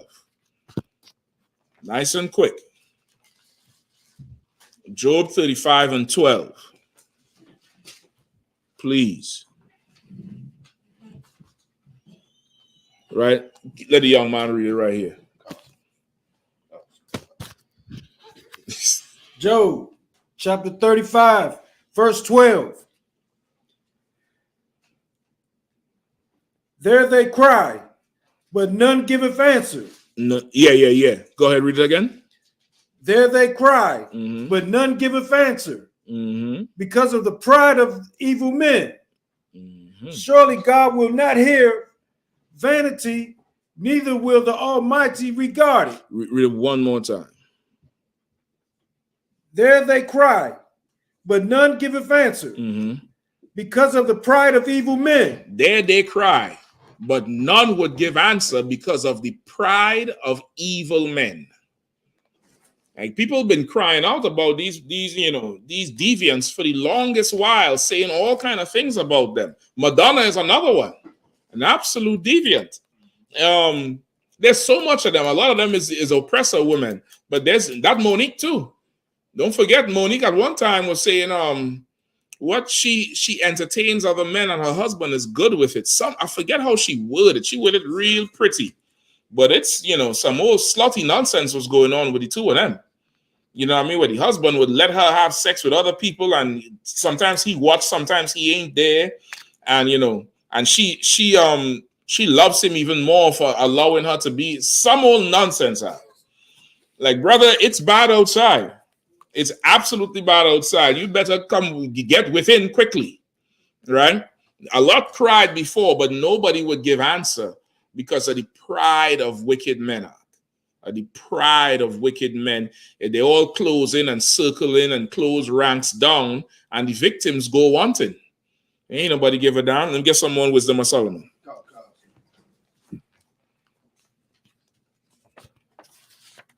Go ahead.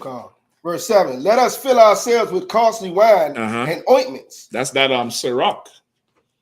That's Ciroc and them perfumes, boy. Diddy and the perfume and the Ciroc and all kind of stuff. There's some video I watched today with him and that Diana Ross, that heathen daughter she got.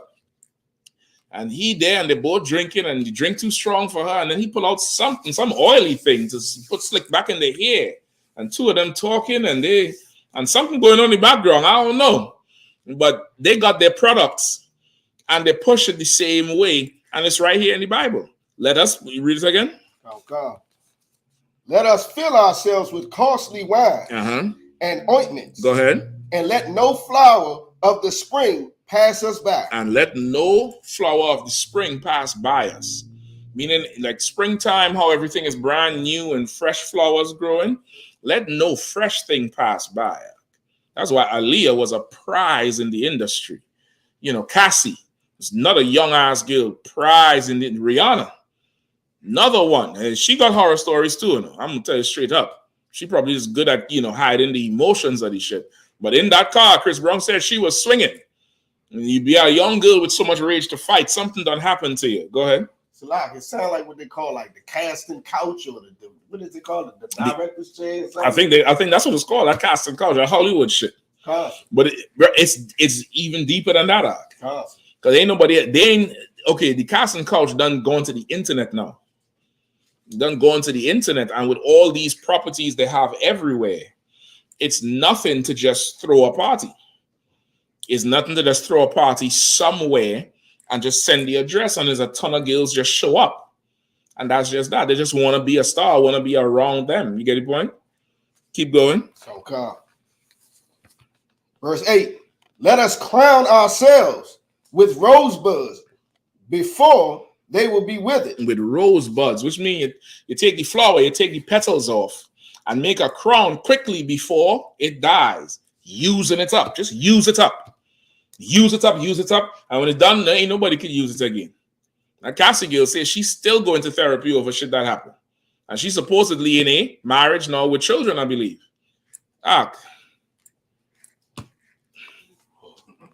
rough, And she a heathen, how do you even give a damn? But think about the amount of black women he done got bored with before he went with these strange women. You get the point? Like he done destroyed a ton of sisters before he went to some heathen. You get what I'm saying? Keep going. Verse 9. Let none of us go without his part of our voluptuousness. Meaning like let everybody go and just go get some and just get it. Go ahead. Let us leave tokens of our joyfulness in every place. For this is our portion, and our lot is this. That's so nasty. He said, let's leave tokens of what? Of our joyfulness in every place. In every nasty, brother. Listen, if you ever meet anybody who works in housekeeping in these big hotels, ask them what a night after New Year's is like, or when there's a huge concert in town. Right. And they go to that room, brother, and they got to clean that thing up. And the tokens of joyfulness in every place. In every place. You got a UV sun to see everything. It's they're disgusting. They absolutely listen. This is where you ever hear them talk about the Mile High Club. That's where this thing comes from. You on a private plane up in the sky. Well, goddamn, we flying. You could fly your family. Give the Lord thanks for that. Pray for a safe flight. You trying to have an orgasm in the sky. You trying to be up there in the sky to say you did it up there. Right. You disgusting. I told you about the whole space story. That in times past, the damn spaceships, the astronauts just used to let the piss out in space. You could check it out. I ain't lying. Meanwhile, they give you a ticket for peeing on a tree. This nigga out in space just letting the shit out. They leave tokens of themselves everywhere. And that's him. That's Diddy. Diddy walked Cassie like a dog, literally. Right. He would walk her like a dog maker. She was the first one with the shaved hair. You remember when they started doing that shave hair? She was the first major one to do it in the industry. I remember it very, very clear. She was the first one to do it. Then Rihanna get on it. That whole little punk white girl rock look. That's them. Give me a little bit more and then we move. Verse 10. Let us oppress the poor, righteous man. Go ahead. Let us not spare the widow, nor reverence the ancient gray hairs of his head, of the age. You understand? They don't have no respect for nobody, no kind of value for anybody. Keep going. Let our strength be the law of justice. Say it again. Let our strength be the law of justice. That's how they are. They know they got so much wealth and power. Their strength is in the law of the land. Meaning they got the lawyers and the judges. They got the money to get good reps. Did he just come up with $50 million? $50 million. Google for me, what is the average budget of a presidential candidate? The campaign budget, Salakia. The campaign budget for a presidential candidate.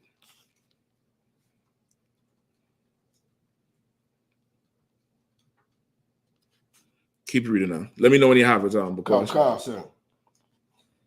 Let our strength be the law of justice, for that which is feeble is found to be nothing worth. And that's what he talked about, that Cassie. That Cassie got that ball rolling. I think they started to look into him after her.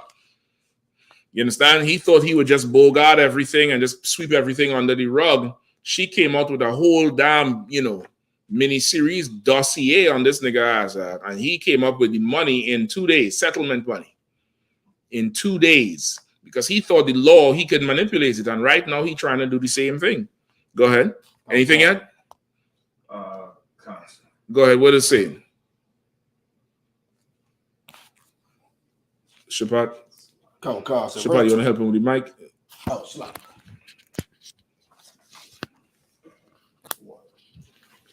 It shows 2020. Mm-hmm. I'm trying to get the, okay, it's total number in millions. Okay, that's $3.1 billion. No, that's not a campaign budget. It says campaign budget. Hold on, I'm gonna look it up. Shit, you blowing my mind with that. It said total spending for a presidential candidate. For a candidate. For $1 billion? Shit. Let me pull this damn war scarf on and listen. I'm the shock. I'm the shock. I'll be a senator. Vote for me. Billions of dollars these niggas partying with. Come on, Shapat. What you got? Slack, I got 2002. 2002 is 20-something years ago. I mean, not 2022. Come on. Got 8,937. Get the fuck out of here. Excuse me. Go ahead, Sean. Like 16 billion. How much? 16 billion. Well, that's Trinidad money on. Okay, I thought it was in the millions. For a presidential campaign. Hold on. And that's like it. That's each candidate. Okay, that got that. I don't think that's everybody. That got to be the last two. No. That got to be the last two. You mean to tell me them niggas who losing is spending $3 billion to lose? No, I ain't believing that shit. Come on, I was born. I was born at night. It wasn't last night. Go ahead. It's like if I made, 2020 was the last presidential election, right? Okay, I got 16 billion for that one. Okay, that's for one person. Cost. Okay, hold on. Yeah, listen now. 8,937,407,772. Damn. Hold on. Listen, this might be my last class here.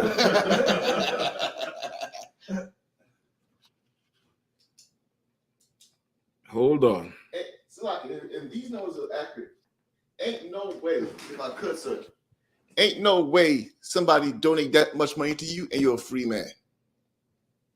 Impossible for somebody to give you billions of dollars for you to get in office and you have freedom of speech. Yeah, you don't. Okay, I think this is a collective thing you're all reading here. I think that's collective. I have a total cost of elections from 1990 to 2022. And it gives me by year. Right, that's the total cost of the elections. That's everybody. I'm talking about one candidate. How much does his campaign run? Okay, Google how much did Trump spend on the campaign trail this year?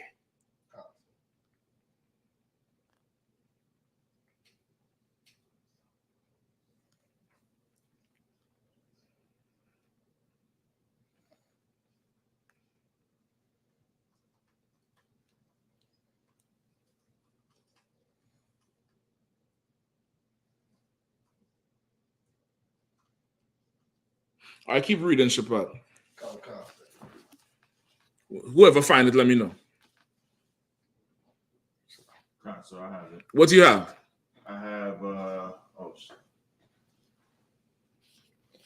I have he raised over 250 million. That sounds a little bit more closer to home. You're trying to make me out to be a fool. If you're realizing, I gotta take you all to counsel. You're telling me 3.something billion?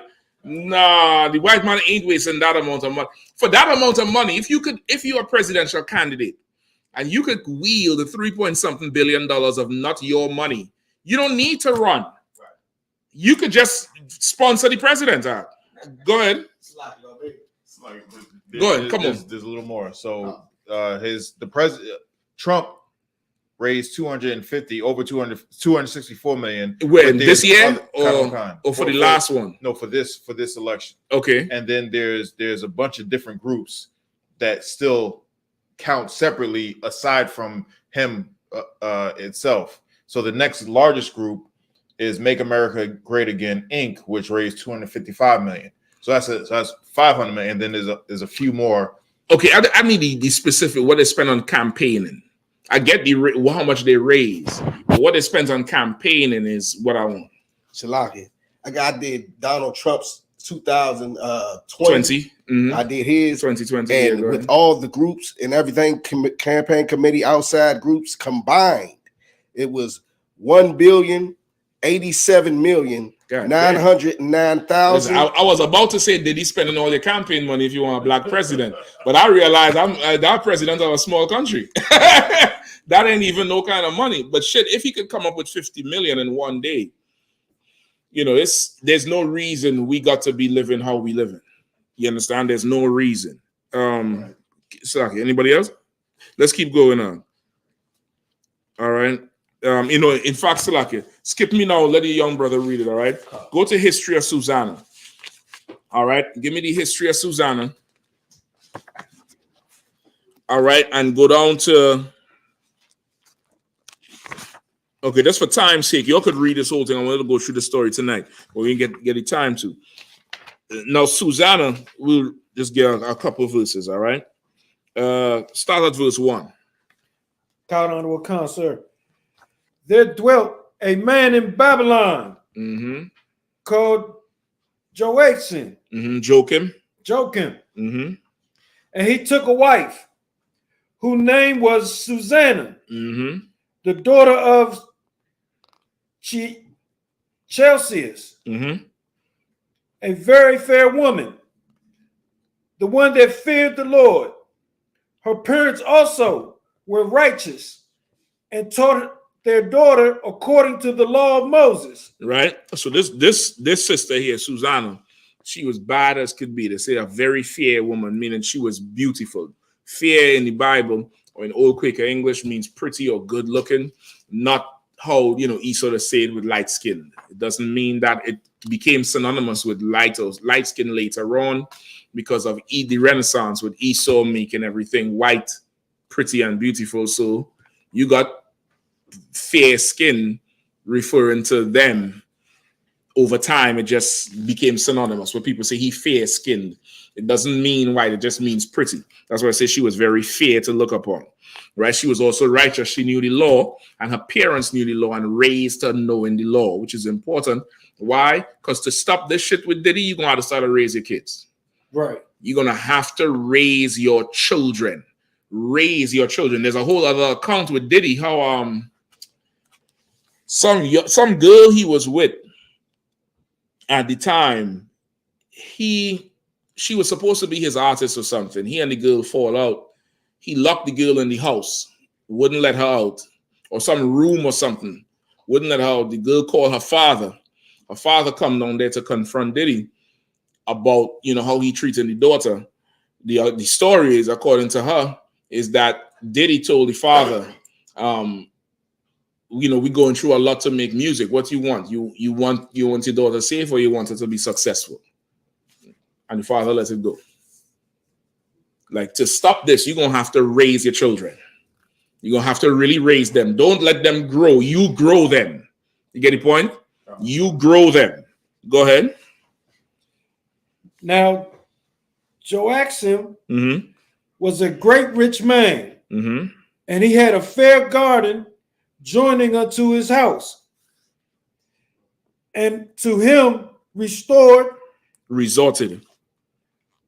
to him resorted the Jews, because he was more honorable than all the others. Right? What does that mean? To him resorted the Jews.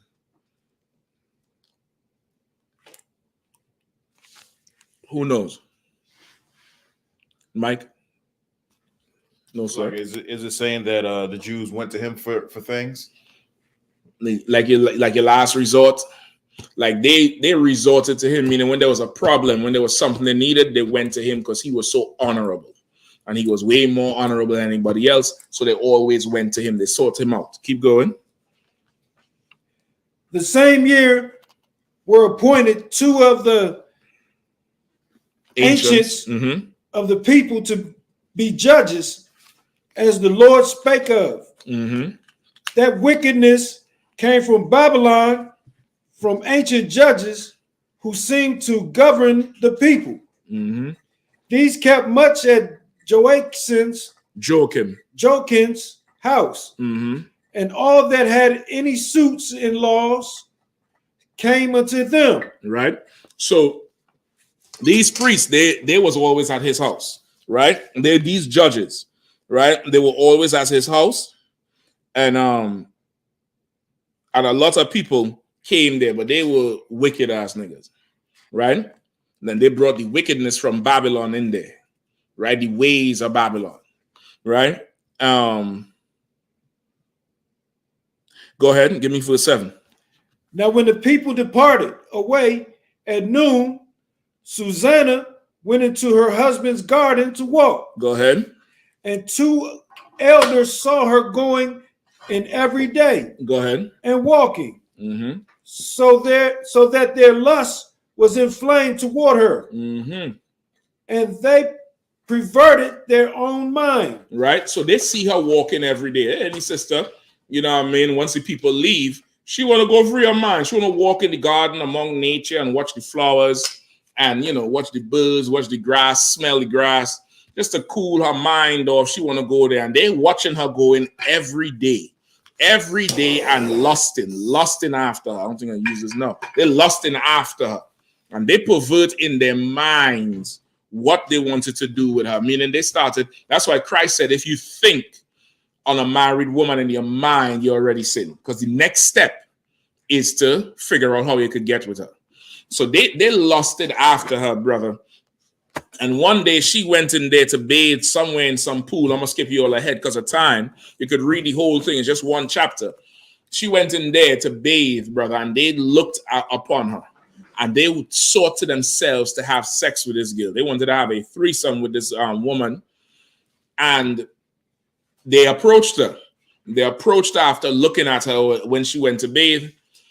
And they told her, listen, we want to have sex with you, and you better have sex with us because we are priests in Israel or judges or whatever it is. They have some high rank. And she refused. Then she said, they told her, listen, if you refuse, we will tell everybody that you had some young boy in here committing adultery with your husband, against your husband. And of course, who will people believe? Will people believe you or us? Because we judges. Right, so now, hold on.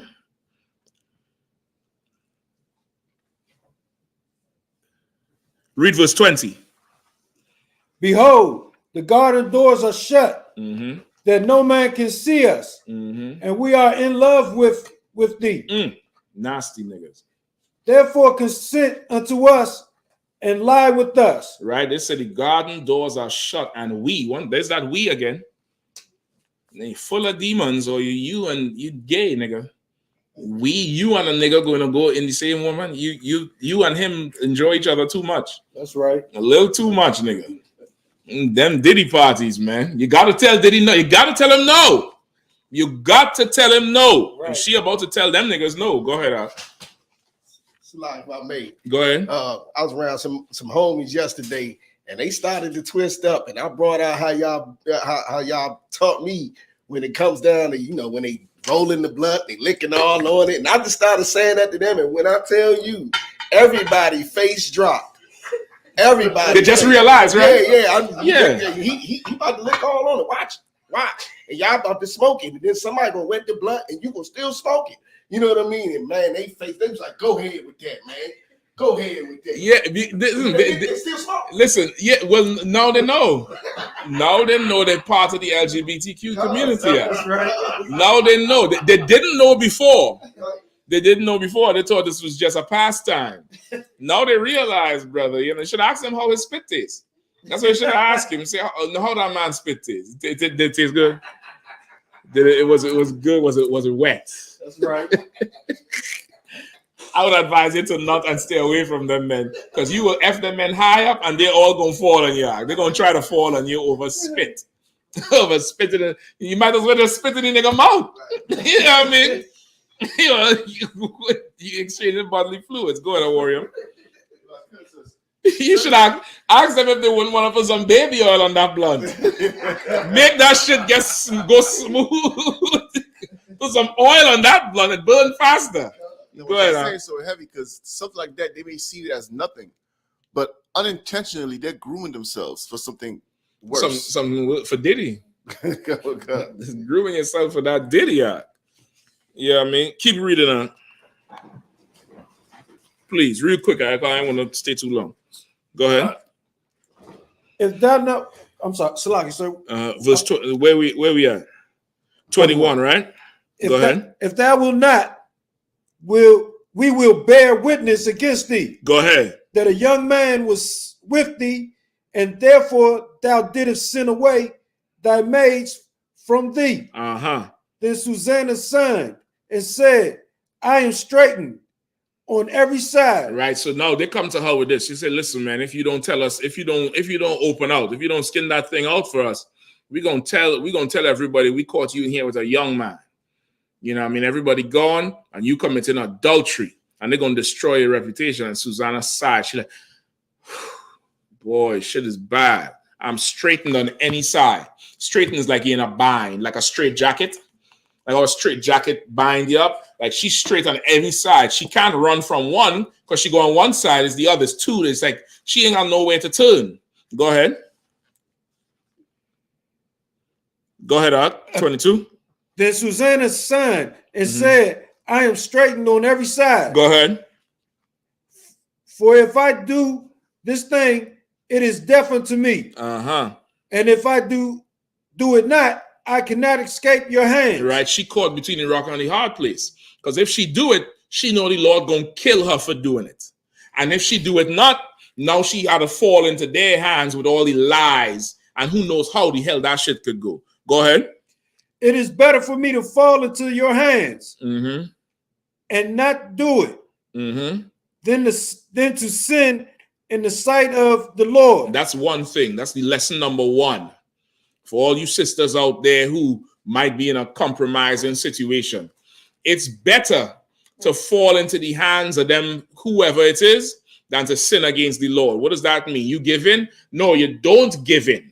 You don't give in. That's what it means to fall into their hands. She didn't want to give in to them. She rather, face them than face the Lord's judgment. Giving in to them would face the Lord's judgment. In a situation like this, you make things bad for you and them, and you go to war. You get the point? Go ahead, Shapat. Sir, precept don't fear him who could kill the body, but fear him who could kill the soul and the body in hell. Exactly. Go ahead. With that, Susanna cried with a loud voice, and the two elders cried out against her. Right. So with that, she told them, she's like, listen, I ain't sleeping with none of you nasty ass niggas. Sound like one of them sisters who would stand up against this sister. She sound like she a UPK sister, and them two niggas sound like them purple Solomonites, boy.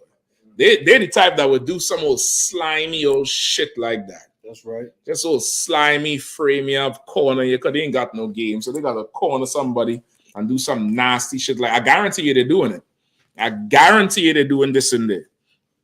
So as soon as she tell them, nah, I'm standing with the Lord, I'd rather deal with the Lord than with y'all, she cried out, and they immediately cry out right after.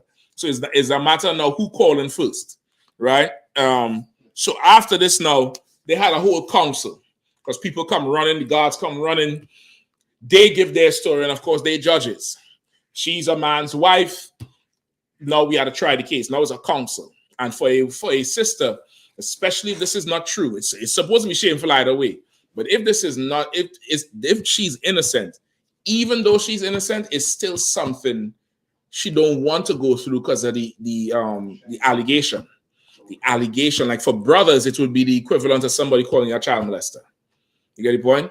And so there's some things that just don't leave you if you called it, even if it's not true. So it's the whole shame of it. And she would say, I'd rather go through all of that than face the Lord. So they had a whole council with it. And in this thing here, you would see where they split the two of them up and they got one account and got the other account and was able to establish it. Because why? Them judges gave their account and the council heard it and they was damn near siding with the judges. And then one young brother called Daniel, this is where the prophet Daniel got his start. Daniel got up and said, I'll wash my hands of this because something like this in Israel should not be done. This ain't right. And he spoke up in the council, which is what happens in a council, which is why the council of the Lord is not for a coward. Right. It demands some sort of courage because of the repercussions that could come. And you had to know that if this is right and you standing with the Lord, as long as you think this is right, you should say what you have to say in the council. And it's either Yala or Khan or say some more. What's going on? Or some more. Sometimes it happens. Sometimes my sister with a nice old timid voice come in and say, Salakia, sir, can I say this? And start to knit the whole thing together. Right. Shit that just wasn't making sense. She just run the whole sewing machine and stitch the whole thing together. And everybody understand what the hell happening now. Go ahead. It's like, if I could, something similar to this happened, during the last year's Passover Council, where the general was like, no, we're not doing this. Salakia. Moving on. Salakia. Because you just trying to derail me tonight. Huh? I get you. That is an example for everybody. Go ahead. Salakia. Come on. What's the precept, if I may, whereas if a woman is accused of adultery and she clean up and then they take the rag and pour it into one glass and she drink it. Mm-hmm. You can look it up. It's look up sweep up the dust of the temple. Look up the sweep up the dust of the temple. You could find it. No, that's what the priests do. Don't go make nobody do that in a Shabbat. It's in the Bible, bitch. Drink, gulp, yes, all of it. You get the point. Don't do it. Salaki. Go ahead. No sweat. Where we at? Right. Oh, Salaki. So now Daniela, he stands up. Just say it where it is. Matthew 10 and 14. No, I think it's somewhere before. It's somewhere in the Old Testament. I know what he's talking about. Dust of the is it in Matthew? Sweep up the dust of the temple. I think it's in Deuteronomy or Leviticus or something. No sweat. That's what you want. All right. So now Daniela get up, split the two of them up. They go, get the story from one, get the story from the other. And because of what he did, they was able to find out that them priest was lying, and they put them to death because of what they was trying to do. All right. Now, give me verse 52. This here is for Diddy because of everything he done did and escaped justice and then violated people so much. People who didn't have power, people who didn't understand the Lord. The Lord is a refuge, is a safe place. The Lord is a defender. If you would stand with him, and that's most of the problems we have as a nation, where we can't go seek justice because we dripping in, folly. Right. We dripping in something that we know stinks. But this is the good thing about it. You could turn from that any day. You could turn from that lifestyle any day, from whatever you're into, as long as you don't go back. Now, if you turn Monday and you go back Tuesday, then you deal with whatever comes your way. But sometimes, brother, Satan, like the scripture in Revelations 12, it says, now that thy accuser has fallen. Your accuser is Satan, and Satan is reminding us daily that we ain't shit and we ain't never gonna be nothing, and you still this and you still that, when the Lord trying to free you from them demons out. He's trying to free you from that shit so you could stand up and rule and bring judgment, which is why that question you asked earlier. You're going to have fake Israelites that are going to come and say what? You can't rejoice in your brother's demise. And yeah, he did this, but he's still our brother. That's your brother, nigga. My brother's on the corner with me. That's right. My brother's in Hebrew Academy with me. I don't know about who the hell is that shit. That's your brother, nigga. That's probably going on in there with y'all. Them GMS niggas used to talk on the damn corner about sharing prostitutes. Buying prostitutes all weekend long. They in some room and one of them, and he was in there and one of them told him, shh, don't talk about that. I got the tape if y'all think I'm lying. I ain't lying. I got the backup. I got the backup for the backup. I got the witnesses too. You know what I mean? They into that type of shit. So of course that would be your brother. That ain't mine. That ain't mine. My brothers ain't doing no shit like that. I can tell you that flat out. They ain't doing nothing like that. So of course, this is Diddy here. Give me verse 52. So when they were put asunder one from another, he called one of them and said unto him, O thou that art waxing old in wickedness. O thou that are what? That are waxing old in wickedness. Get me that picture with Diddy with them gray hairs. There ain't nothing wrong with gray hairs if the gray comes from serving the Lord. Right.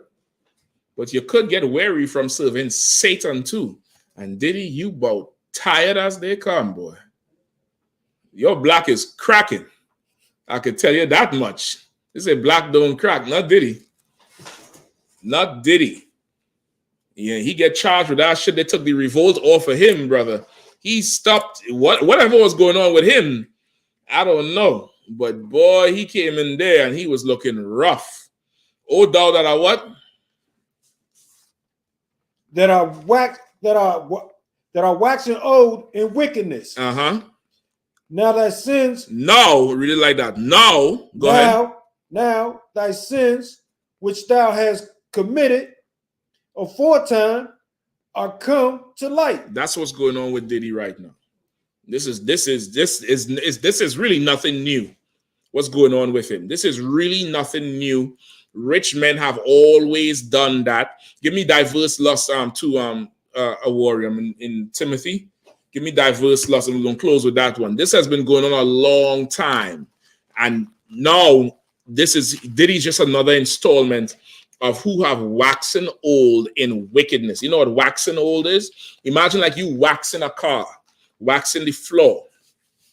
You rubbing that thing in, coating, putting it, and you're sweating trying to get that thing shined. You get the point? And rubbing that thing in and compounding it. That's what he's doing over time with all that sin and lust he into. You understand what I'm saying? He's waxing old. He's now polished and shined up in his wickedness. Like there's no way he could turn on no side. Everybody got something to say. Mace got something to say. Craig Mack got something to say. Mary J. Blige them got something to say. That Danity Kane. Everybody he ever worked with, they got something to say. Cassie got something to say. Everybody else coming out with something to say. Because he done built a whole reputation, a legacy on this evil he been doing. He done built it, and now it's all his sins that he committed aforetime that he never wanted to leave, never wanted to give up. He done seen the school, he done seen the UPK, he seen Commander General YAHANNA, I guarantee you. He done seen it, and he's, nah, I ain't gonna never get caught. I'm Diddy. That's right. I'm Diddy, and that's that. No, Diddy, your money can't even save you now. Go ahead. Let me start at verse 1. I'm gonna read through it. Okay, how much verses is it? It's about 9 verses. 5? 9. Nah, we can't get the whole 9 though. It's good. I get you. Where we at? Timothy? 2 Timothy chapter 3. Okay, hold on. I think I just want, and then my next needs 7. The whole thing is good. No.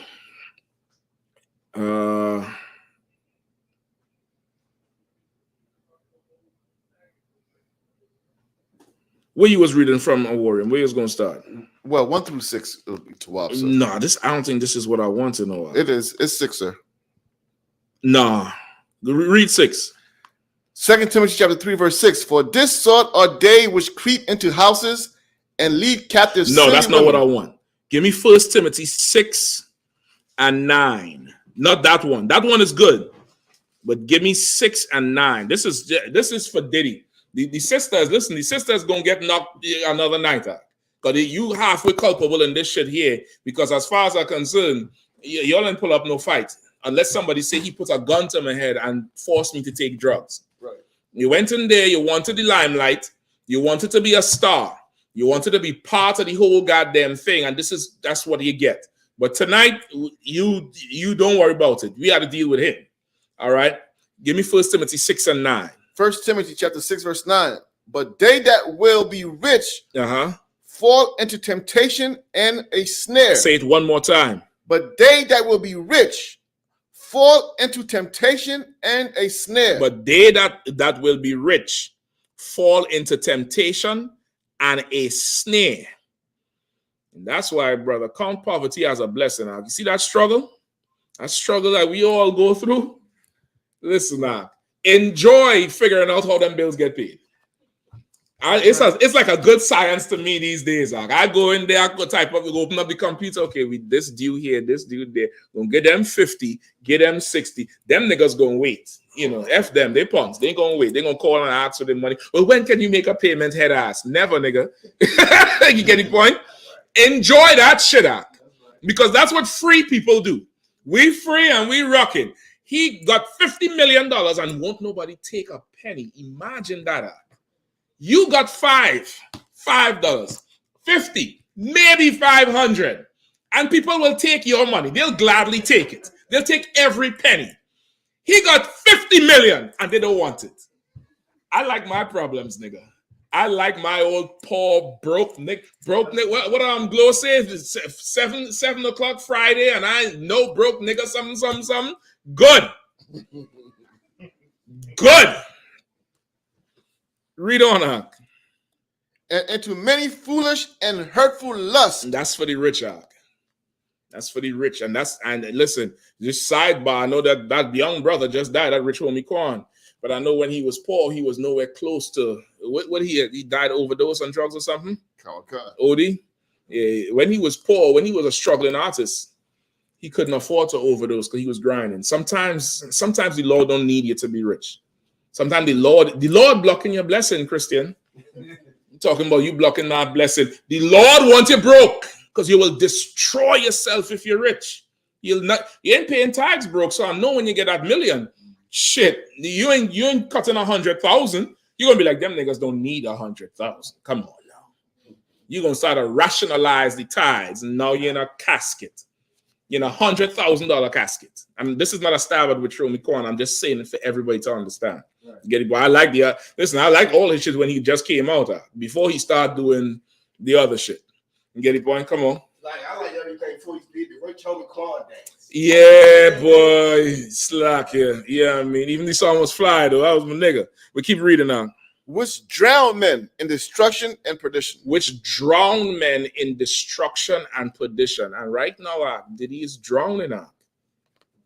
Diddy is drowning. You know, they took his kid's passport too. The first raid, they were sitting down in cuffs. This raid, they take their. I wonder why they take their passport. Them two sons he have as adults in her. Right. They Coombs too. Combs, whatever. Fuck. Combs, you know, shit. Jail. Go ahead, Bukwash. It's like I saw a post about Diddy getting arrested. And there was someone commented, it's like, arrest that son that looked just like him just in case. Listen, it's rough. But he was the one who said he gonna slap anybody who say no Diddy, right? Yeah, you gonna slap him with the baby oil or without the baby oil? Yeah, brother, don't play yourself, man. Nothing in this world is ever worth it. I'm trying to tell you, come up in this truth here and find a real purpose for your life. Find real protection. Find something that's actually real and tangible. You could believe in and fight and build, and you could see it being built. Right. Come and do this thing here, man. You could leave whatever life before. It don't matter how much people you rob. It don't matter if you killed some people. You sisters, you come up in here, you could change your life. It don't matter if you killed babies before. Who gives a damn what you did before? You didn't know no better. You didn't understand shit. Nobody ever taught you. Nobody ever sat and schooled you. But you got to look at the examples that are happening for the road you going down now. There's no way out from the streets, from the radio, from the music, from nothing. But you come into the Israelite school, you can find real purpose and real life, man. Time is short. You'll see what's going on over there in Hezbollah and all them places. Phones blowing up, pagers blowing up. Right now, brother, you want to clear. You some Muslim getting your trouble, pull your phone out. Pull your phone out and say, turn the ring on. Turn it and say, tell him, do you feel lucky? Yeah, I mean, it's gonna be bad for them. Go ahead, Bakwash. Slayer, there's a quick question. Come on. It's from Fool to Wise. It says, Captain, is it unlawful to eat fat from lawful meats? I feel like that's a trick question. Say it again. Captain, is it unlawful to eat fat from lawful meats? So it's a lawful animal. And you're asking me if it's lawful to eat the fat of it? Okay, it's lawful because the animal is lawful, right? That's what he's asking, just to be clear, because he tripping me up a little bit.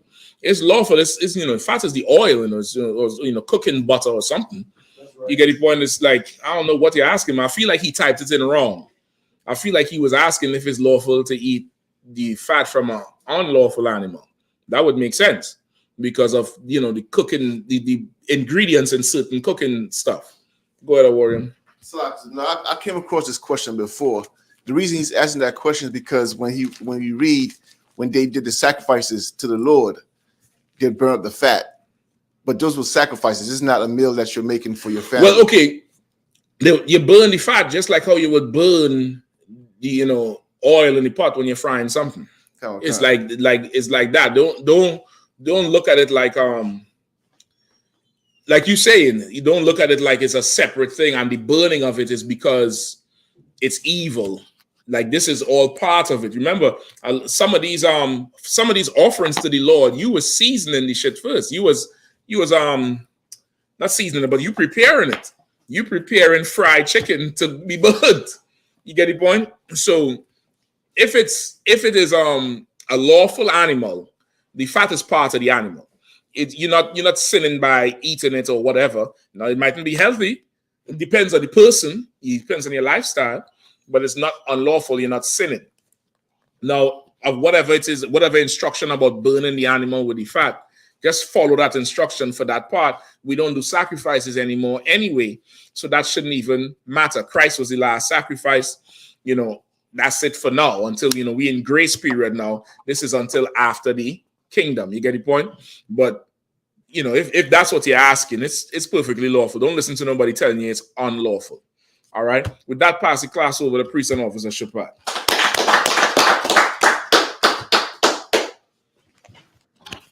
I.S.U.P.K. I.S.U.P.K. security announcements. We the I.S.U.P.K. out of 1 West 125th Street, Harlem, New York, under Commander General YAHANNA. New rules for new brothers and sisters. When a new brother or sister comes to the school, they are off limits for 6 months. They are to be saluted only. They're here to share themselves with the world. After 6 months, if a brother or sister has an interest in a particular person, he or she must get permission from the head to speak to a brother or sister. There's another 6 months in which the brother or sister will court each other. After this 6-month period, the brother or sister will get permission from the head to marry. Tithes, which is a commandment. You can find this in the book of Numbers, chapter 18, verse 21, and the book of Malachi, chapter 3, verse 8 through 10. Means 10th in Hebrew and is pronounced ma'ashra. 10% of every penny of any increase the Lord gives you, give to the Treasury Department or teacher. Priest fund, free will offering for priests, not mandatory, whichever amount you would like to give. Upcoming Holy Convocation, Memorial of Blowing of Trumpets, first day of the 7th month, Wednesday, the 2nd of October, 2024. You can find this in the book of Leviticus, chapter 23, verse 24 through 25. Also, we have the West Coast Southern County Cookout coming up, September the 26th through the 29th. And after that, we have the down south Houston Cookout, October the 31st through November the 3rd. Also, we have the Lord's annual 56th annual Passover coming up in Atlanta, Georgia on April the 12th, Saturday, April the 12th. Make sure that you get all your arrangements together, book your hotels, get your flight arrangements together, get those glorious garments and gowns together. Mm-hmm. You know what I'm saying? You know how we do it. It's going to be a lot of fun. You got anything else you want to add, sir? Now, pay your tithes. Pay your tithes. Get ready for Passover, as the brother said, April 12th. Start getting your Passover fund together. From now, put your budget in place. But above all, pay them tithes, brother. Go ahead. Come. Remind Ackman Ackwath to check on social media such as ISUPK.com, Facebook, Twitter, YouTube, and so on for I.S.U.P.K events and materials. If a brother wants to be a troop in the school, you should start wearing all black, which includes black boots, black shirts, black pants, black hairband or scarf. And with that, I say I might you, which means to stand. We'll give a courtesy salute to the teacher. In the original Imam Shabbat, might you, Barak, Yahweh Shimi Al-Shah Brakatah. Yahweh Shimi Al-Shah Brakatah. Yah Yamatah, Saw, which means to turn. Since we may stand, I might you. We'll give a courtesy salute to the sister, men of Israel, Imam Shabbat, might you, Barak, Yahweh Shimi Al-Shah. Yah Yamatah, class dismissed.